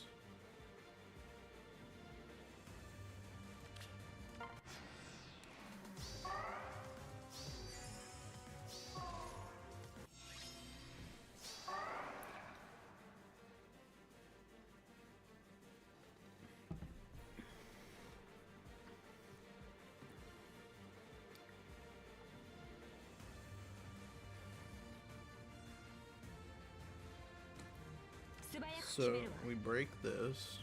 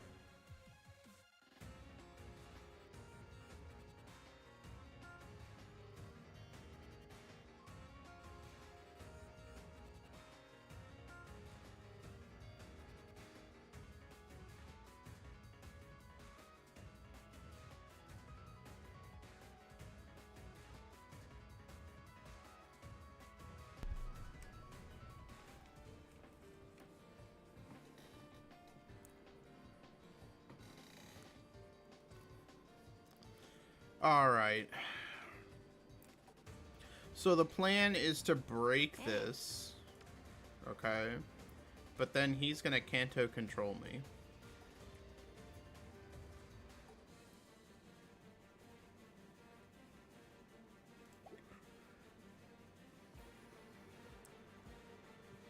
All right, let's just do this one step at a time because this is the only way it's gonna work anyways. So, all right. So, first thing we do. A stealthy approach. Wreck him.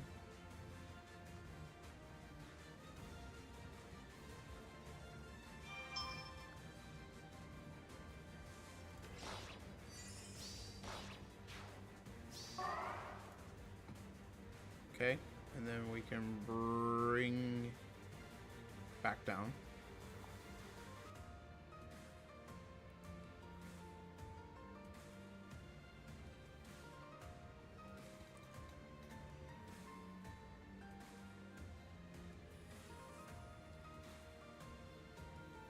I may just have to take.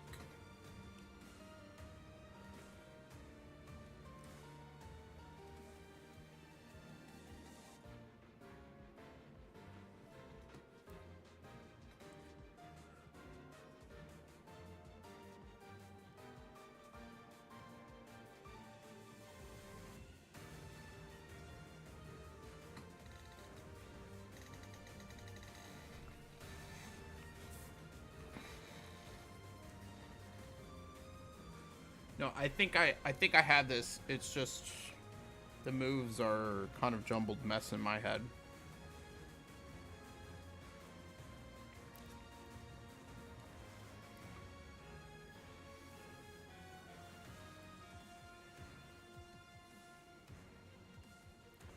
I think we do this. Don't be seen.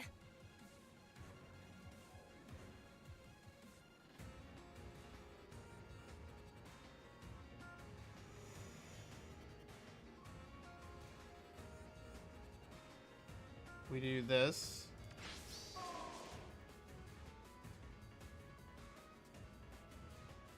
And then down here. Really? And then we do this. And back here. And we're good. Alright, now we're in good shape. So you are now not protected from savior. Give me an order. And we get to do this. Wrecked! Yunaka here.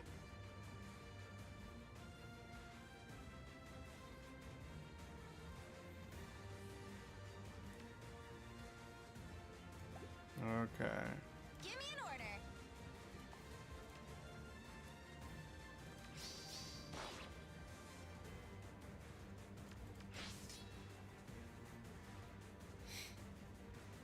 I do. Simple enough. So we're gonna go here. We're just gonna set everyone up. This way.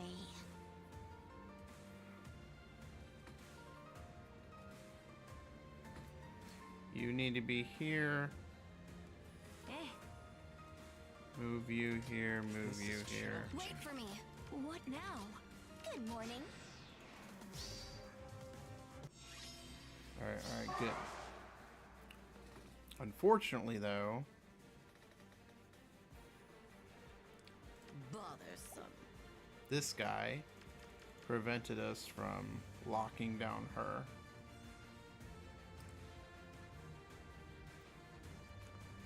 But we'll be okay. We're just going to wreck your face off.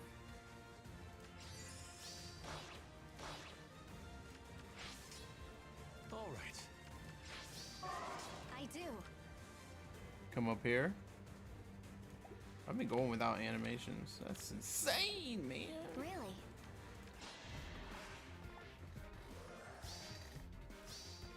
You fool! I am no child!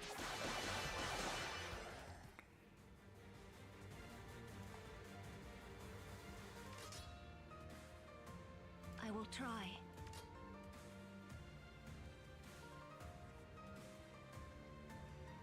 Don't be seen. I think this is already triggered. What you need? Let's break this. Okay, we're gonna break this in hopes that she comes down.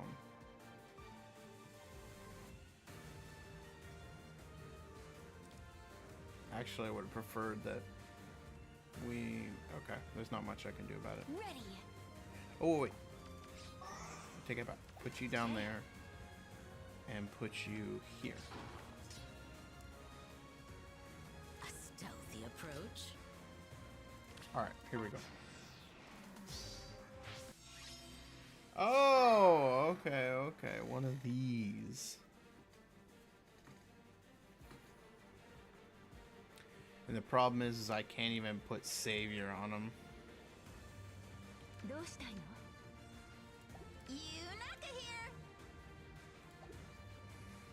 Well, let's try a few things. Because this is going to be a problem. Bothersome. Simple enough. I do.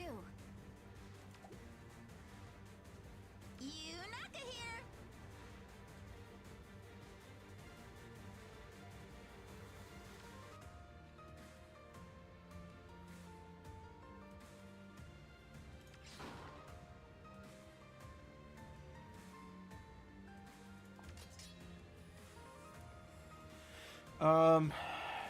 This sucks.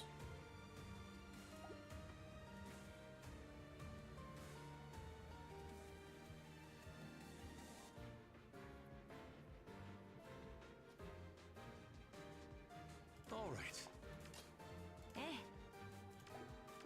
Maybe this way. What you need?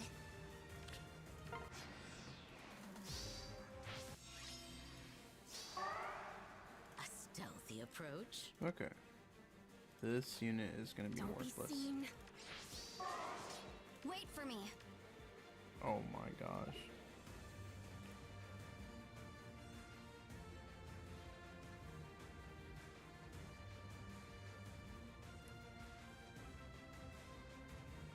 The only way around this is to do this. Really? And then you come all the way over here. Yeah. You left me no choice.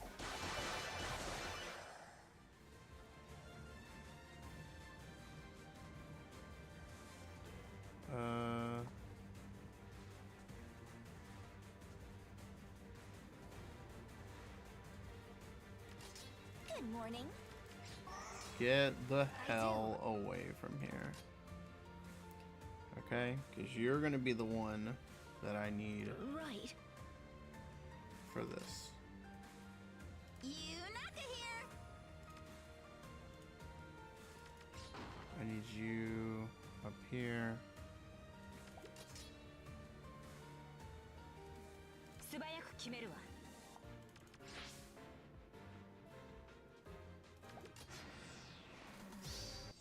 Okay.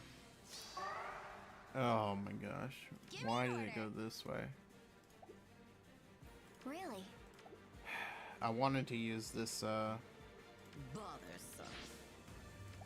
Wait for me.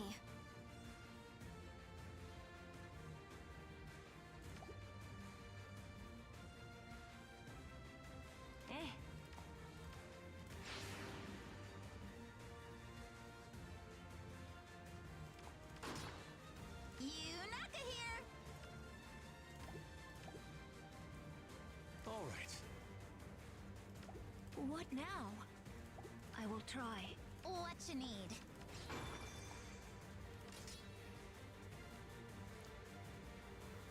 Don't be seen. All right.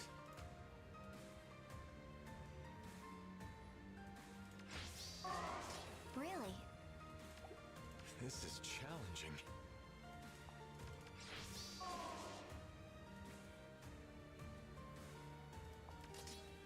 I do.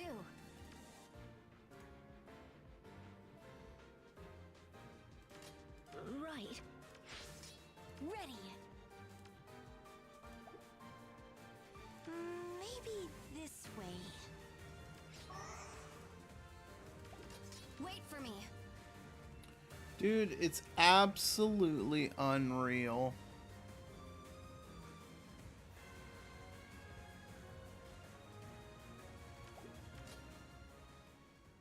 I lost because I couldn't kill, like,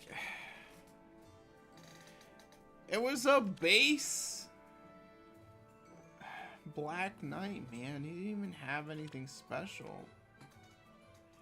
I dismantled his entire defense, but it didn't make a difference because I couldn't kill the piece of shit. Oh, man.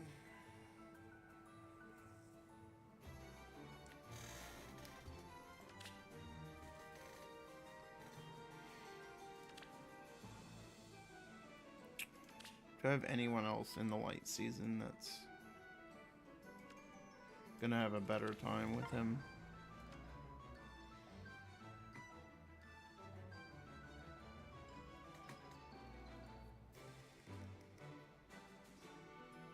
Every single one of these units we get wrecked.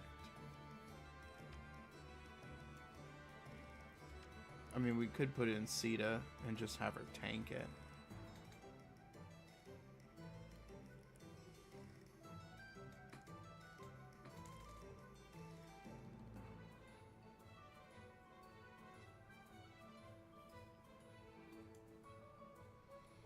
And honestly, I should have just had her tank it.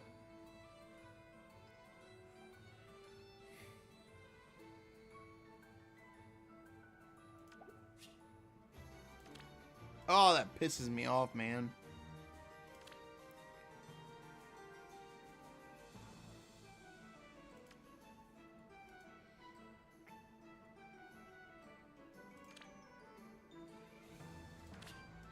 Tracking Tiger Tackle.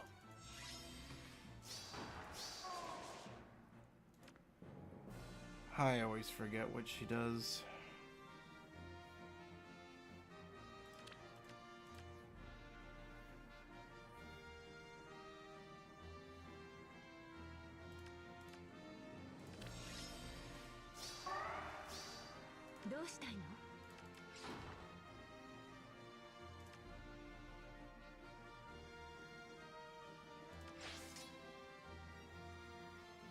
A stealthy approach. Really? All right. Don't be seen. Simple enough. Oh my gosh. All right. Driving me freaking nuts. That's my daughter.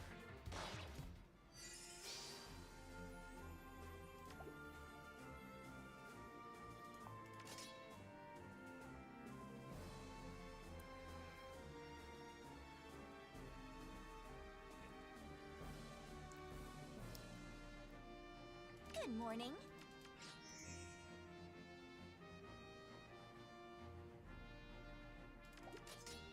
Bothersome. This is challenging.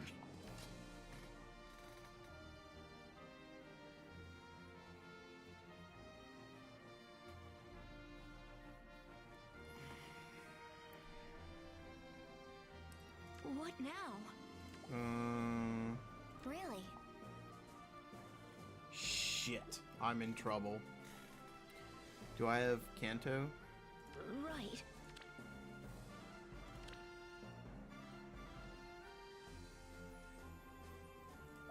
Okay, I do. Wait for me.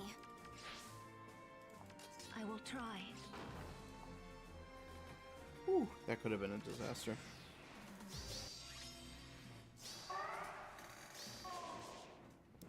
Okay. All right. Dude, what is with these crazy strong units that can survive with 1 health?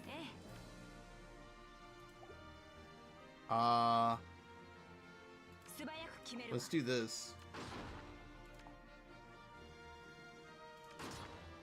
Don't be seen. Oh, damn it.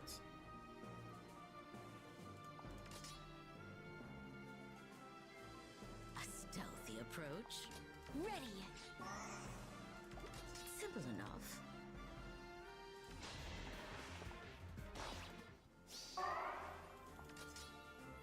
What now?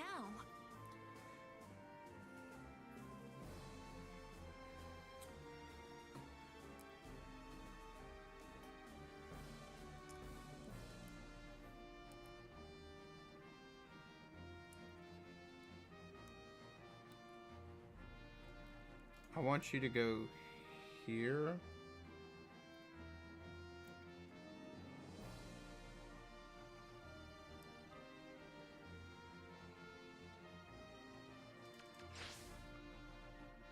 I'm not gonna get it out of the way in time.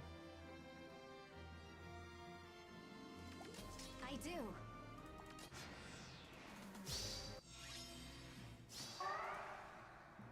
This is challenging. All right. Don't be seen. Wait for me.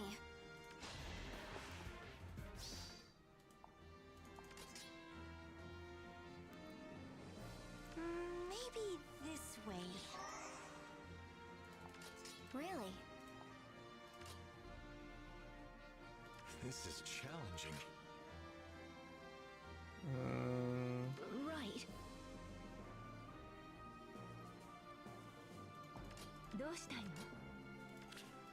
Like that.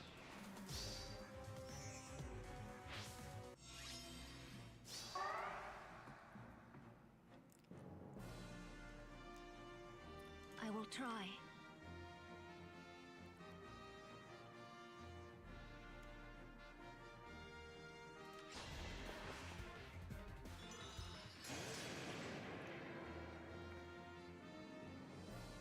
Don't be seen.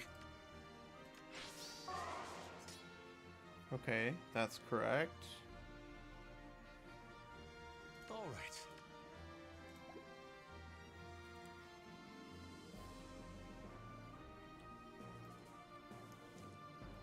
Wait for me.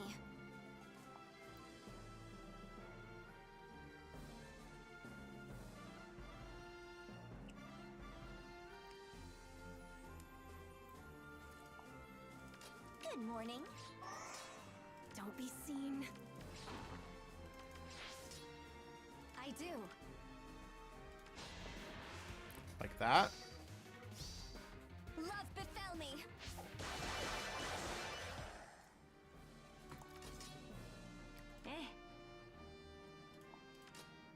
Bothersome.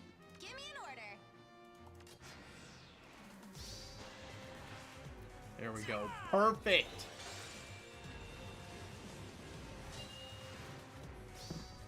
I have no choice. A stealthy approach. Really?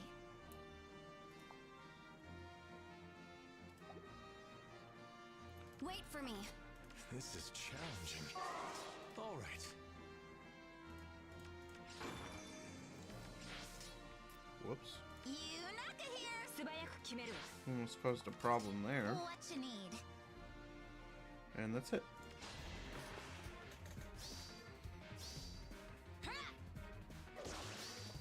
You're dead.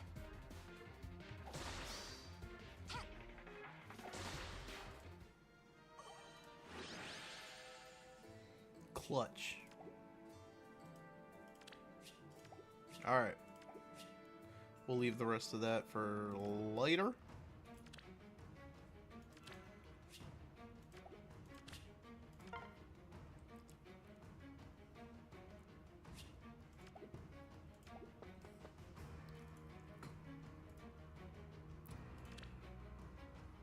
Yeah, we'll leave the rest for later.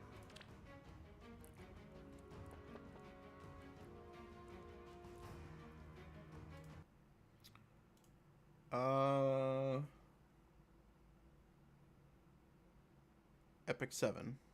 We gotta do arenas. And then we're gonna spend a little bit of time checking out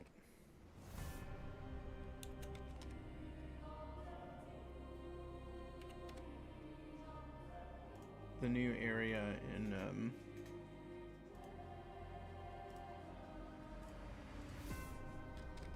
Genshin Impact.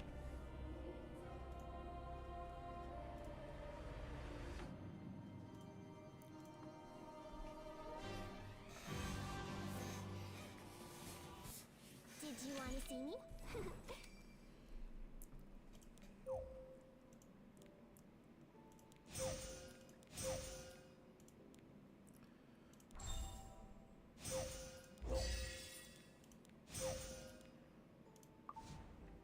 Alright, last day. I can't believe how little I've gotten out of this. Like, usually you can get at least something exciting. But, like, I haven't gotten jack squat.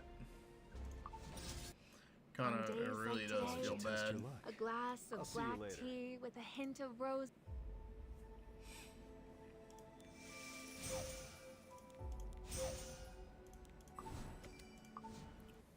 How could you make me wait this long?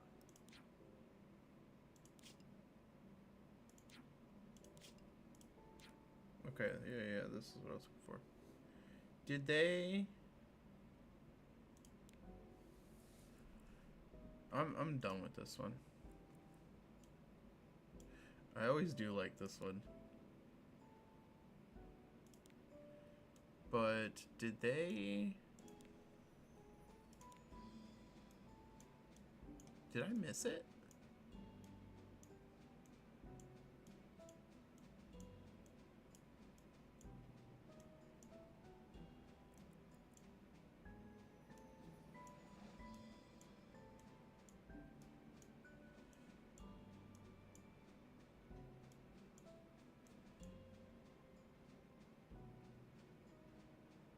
I always like this one too. Lilius is super hot right here.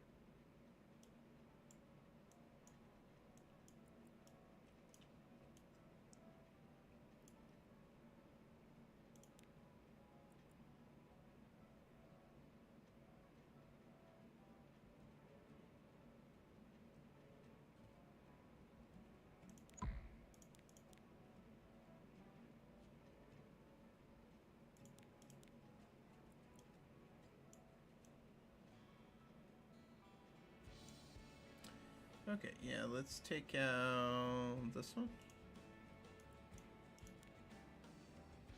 That's a static image.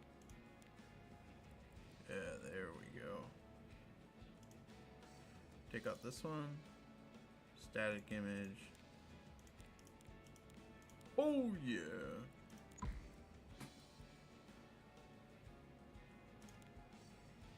Won't you play with me? Now I remember why I didn't like this one. This one bothers me. Look at, like, why couldn't they upgrade the, like, this is clearly not intended for HD. I'm gonna win. I'll have to change that one. How could you make me wait This one's long? not as bad because it's a single character across the entire thing. I have lots of good wares. Take your time.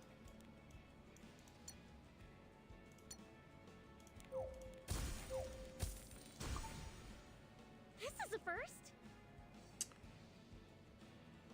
Arena! Alright, let's go. We need 5. Oh, that's right. Maybe I can't do this because I want to leave this one here because I want to test. This is what I want to test so I can figure shit out. So, never mind. I guess we're not doing arena here. Of course, it's nothing. Oh, man. Alright.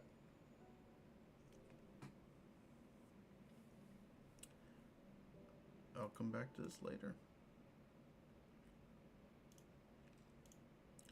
Let's go play with this new event.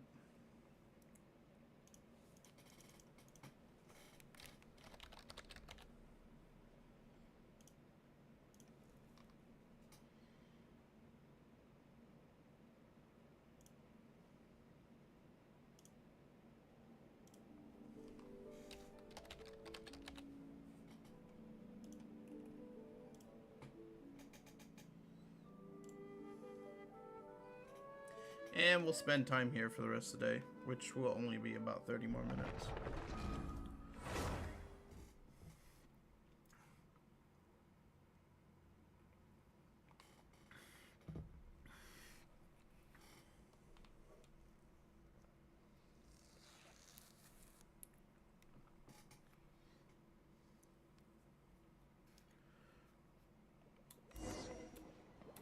We're gonna go with Jelonin. Yeah, we're gonna go with this team setup right here.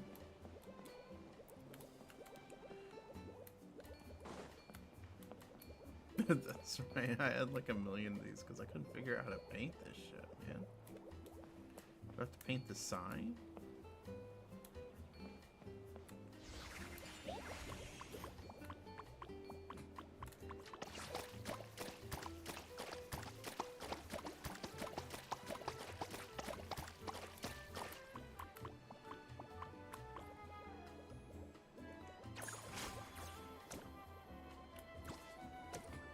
Okay. Paint the eggs? No? Paint the wall? No?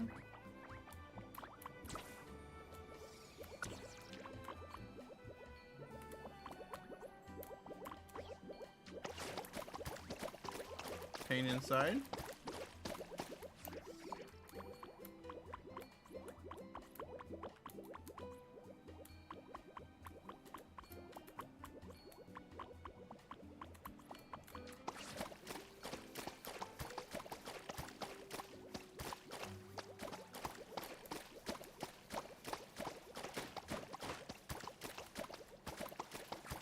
Yeah, I don't know what I'm supposed to be painting. Let me look at the question mark. This is what I get for quickly skipping over it.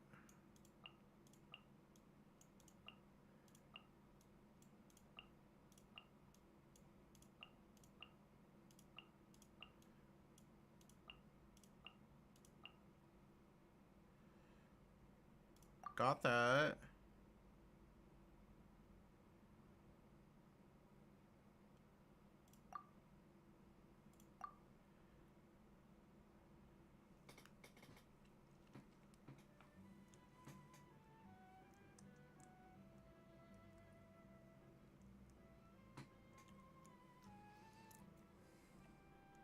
Okay, so I'm looking for this ugly, like, blue speckled print, and I don't see any here.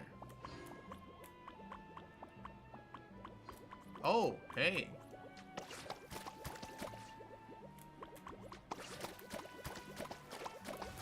I like just putting red everywhere. I think that's the best color, right?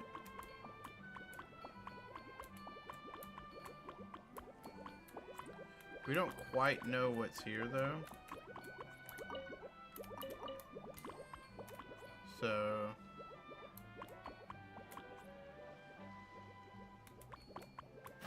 I'd say screw it.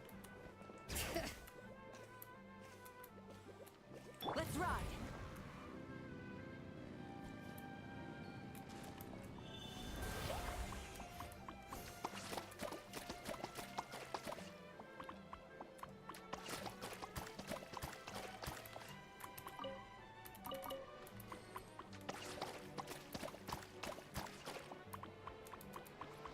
Okay, that's 3 things. Is there anything else that needs to be painted? I wonder if you just like want to make sure that you paint everything. Oh, jeez. Probably should just look for...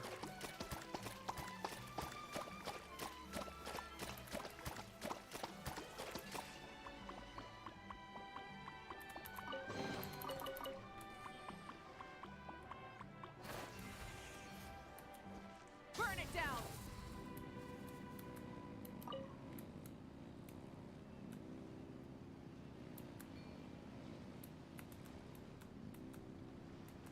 Dear visitors, welcome to Dreamboat Drift. Kick back, relax, and take in the stunning views of the canyon from our hot air balloon. Okay. Whenever you're ready, just let me know, and we'll have you aboard in no time. We're ready.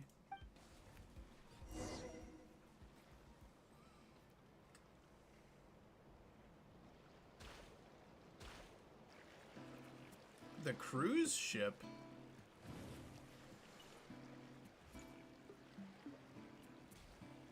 I thought we were in a hot air balloon.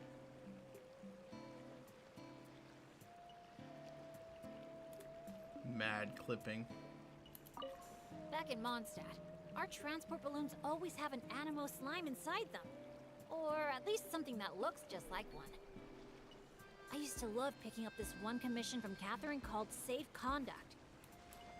All the monsters would just rush straight for me, totally ignoring the balloon.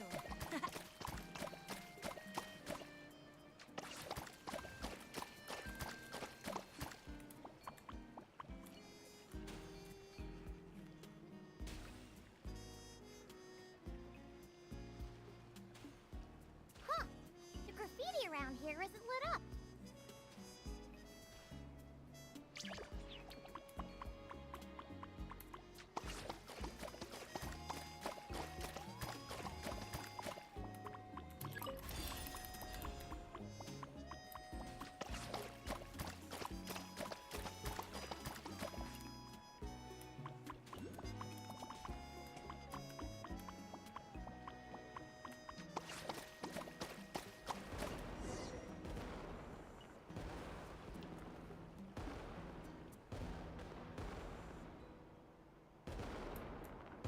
Come on.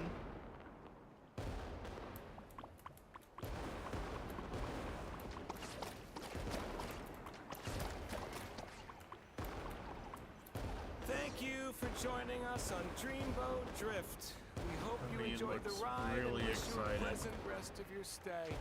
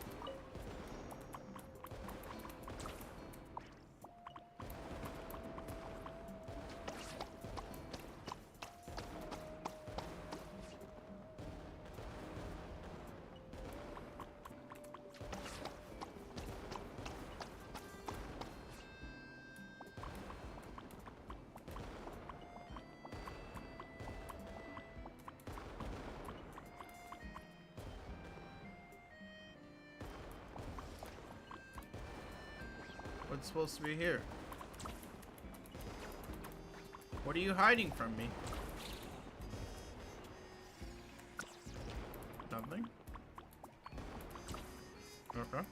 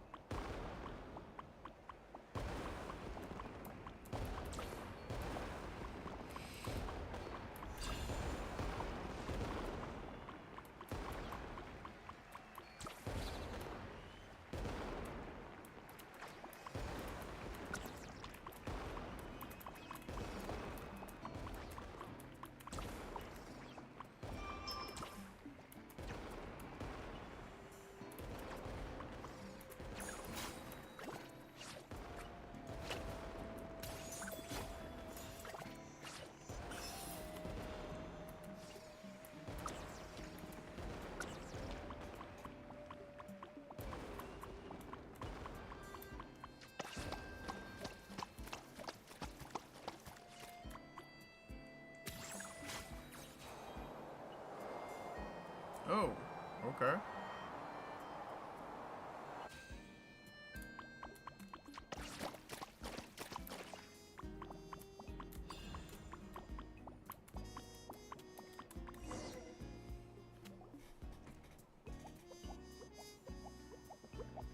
Now that I think about it, I don't think I've seen an Asha anywhere else.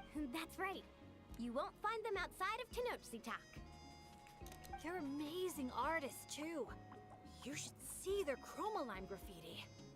It's really incredible. Sounds like something I'm not sure my dads will even believe me if I tell him all this. Oh, that's not all. According to Granny Seatlolly, Tenochtitlan's full of spiritual energy. I guess it... Did she mention anything else about the Asha? Nope. Granny's such a recluse, I doubt she's even seen one for herself. This one time, I knocked on her door, and when she answered, she had these huge dark circles, and all she said was... evening. Except it was noon! The cloud cover confused her, I guess. No. Well, sounds like she's got personality, that's for sure. Oh, do you think he wants us to follow? Let's go. You're here early. Lots of visitors today? Over there. Oh, hello. Could I see your invitation, please? I'll get you all checked. Oh, hello. Is this what you mean? That's what Mr. Cyrus gave me. Let me see. Ah, yes. This is one of... Let's not trouble our guests now, Ash. Oh no, he's been no trouble at all. He's been... Yeah, and he seems to have taken a special liking to Bennett. Ah, I see what's going on here. Wanted to show... Aw, I appreciate that. Well, from the sound of it, he wants to stick by... Seriously? I'll look after him, I promise. Huh, looks like they've really clicked. What if it's the color? Maybe his lucky color is lake blue, too. Or, hear Paimon out, maybe it's got something to do with spiritual energy. Well, if you don't mind, sir, then by all means. Congratulations! Benny's adventure team has a new member. Guess we gotta look out for each other now, huh?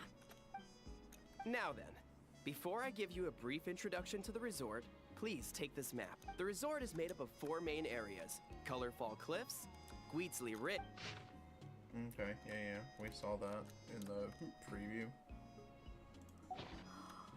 Wavy Bay! If you're interested in trying out our most popular we highly recommend checking out the main challenge in each area. If you complete it, make sure to take a photo by the attraction. Once you've collected all 4 photos, of course, the album's yours to keep. So feel free to fill it up with... Whoa! Paimon's psyched out about this photo album. Final Earth to Paimon! Hello? Oh man, a prize? What could it be? Uh-oh, we're losing another... Lastly, allow me to apologize due to ongoing construction, Tete Isle is temporarily closed. We kindly ask for your patience as we wrap that up and recommend save. Also, we're still in the trial phase of operation, so you may Don't sweat it. We're a big group. We're more than happy to lend a hand. That's great to hear. Well, your accommodations are in that direction. Feel free to head there if you need some rest. And if you're looking to do some shopping, the Easy Breeze Market, let me just double check. Yes, if you head... Sounds great! Thanks for such a thorough rundown. Not much even a guide like me could... Oops! Paimon's supposed to be a guide too, isn't she?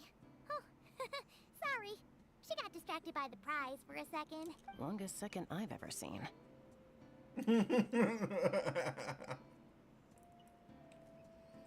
To the Easy Breeze Market, and then straight to our rooms, of course.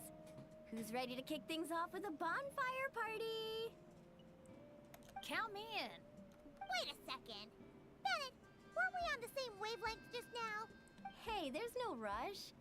It's not like the prize is suddenly gonna grow a pair of wings and fly off. And even if it did, we'd just chase it back down again. Yeah. Besides, our vacation's just getting started. Enjoying ourselves is way more important than chasing after the prize. Hey! Paimon Who is that?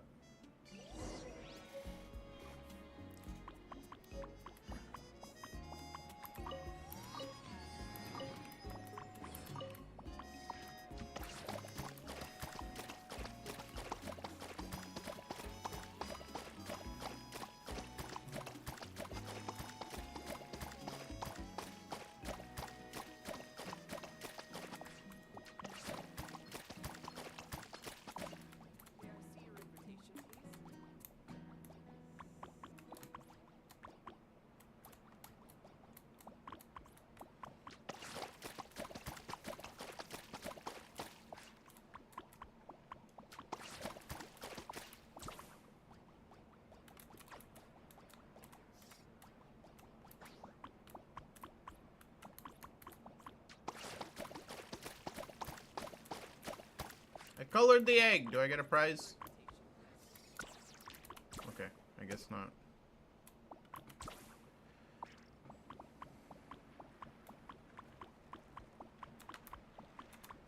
Oh. Dude, what the heck? I just want to go everywhere with this guy.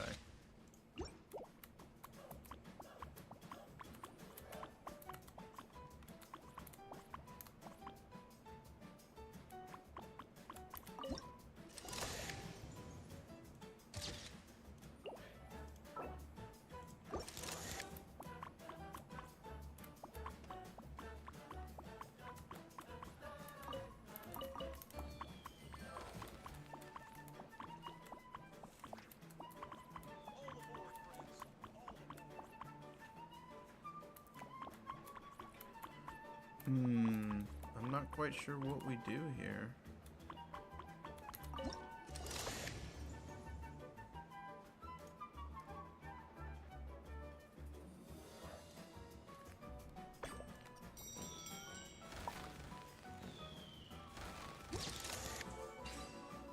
Ah, okay.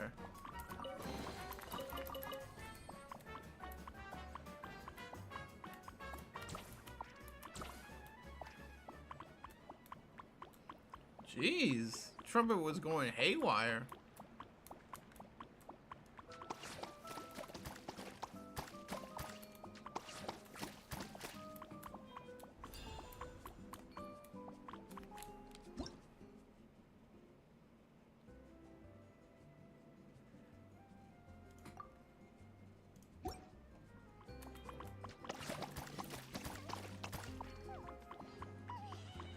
I didn't see them on the floor.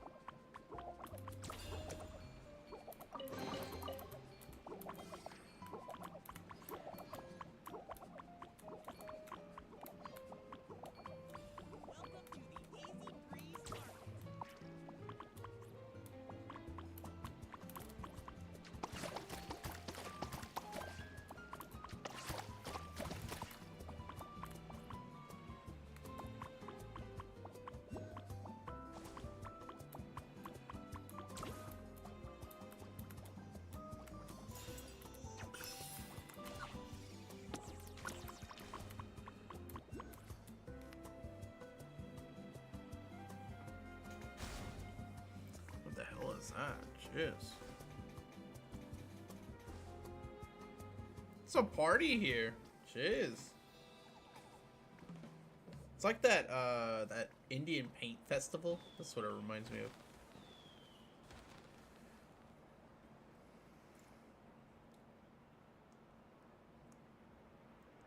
Wow! So this is the Asha celebration parade? Oh, they're selling something called gift eggs in front of that restaurant. Should we try our luck? That little hut looks so cool. I smell coffee.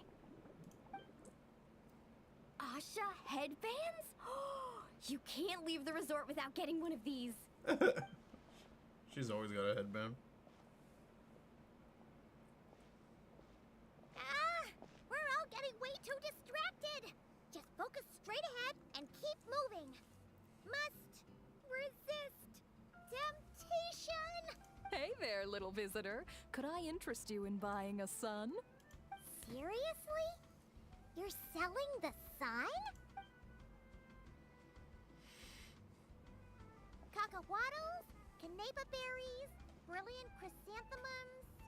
Oh, Paimon gets it. We'll take one. This happens to be the kindest and most generous traveler in all the land. So, she's got the bill. Come on, we'll share it with everyone. Just so you know, this isn't meant for eating. It's a special practice in Tenochtitlan. You light them up in the center and give them as offerings. That's not gonna make Pac-Man happy. Just let the whole thing burn? When you're making an offering, using high-quality ingredients is the best way to convey your sincerity. Think about it. Yeah, fair point. Fair point. Sounds interesting. Could you tell us more? Oh, well, I came across it in some scrolls I was reading. It's an ancient energy renewal ritual. People gather around the sun, lighting candles in the center and all around it to offer their... As it burns, the smoke carries the flames are said to consume and purify negative energies in the world. While Huh. That reminds me of something. Makes sense. Fire plays a central role in ceremonies all over Natlan. Even if it's not as frequent as the Masters of... Well, this was something I saw my Saurian mom do. It was after I managed to take down a group of abyssal monsters solo one night. And you sure she wasn't actually really mad at you? Well, I did sneak out that night, so I can't rule it out. Mind if I include these stories in my travel journal? My, you sure know your stuff. That was a better explanation than I could have given, and I'm the one selling these things. Well, here, take a candle each. A little keepsake on the house. May the Thanks. We'll feel even more at home with a familiar face like yours around. Knowing Kachina, I'm sure she'll love it.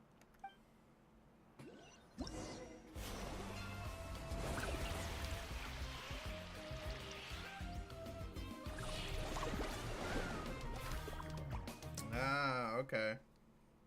So now we're getting to the different mini games.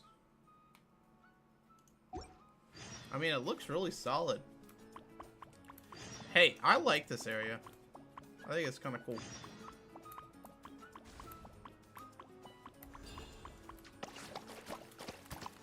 And I'm just like painting everything.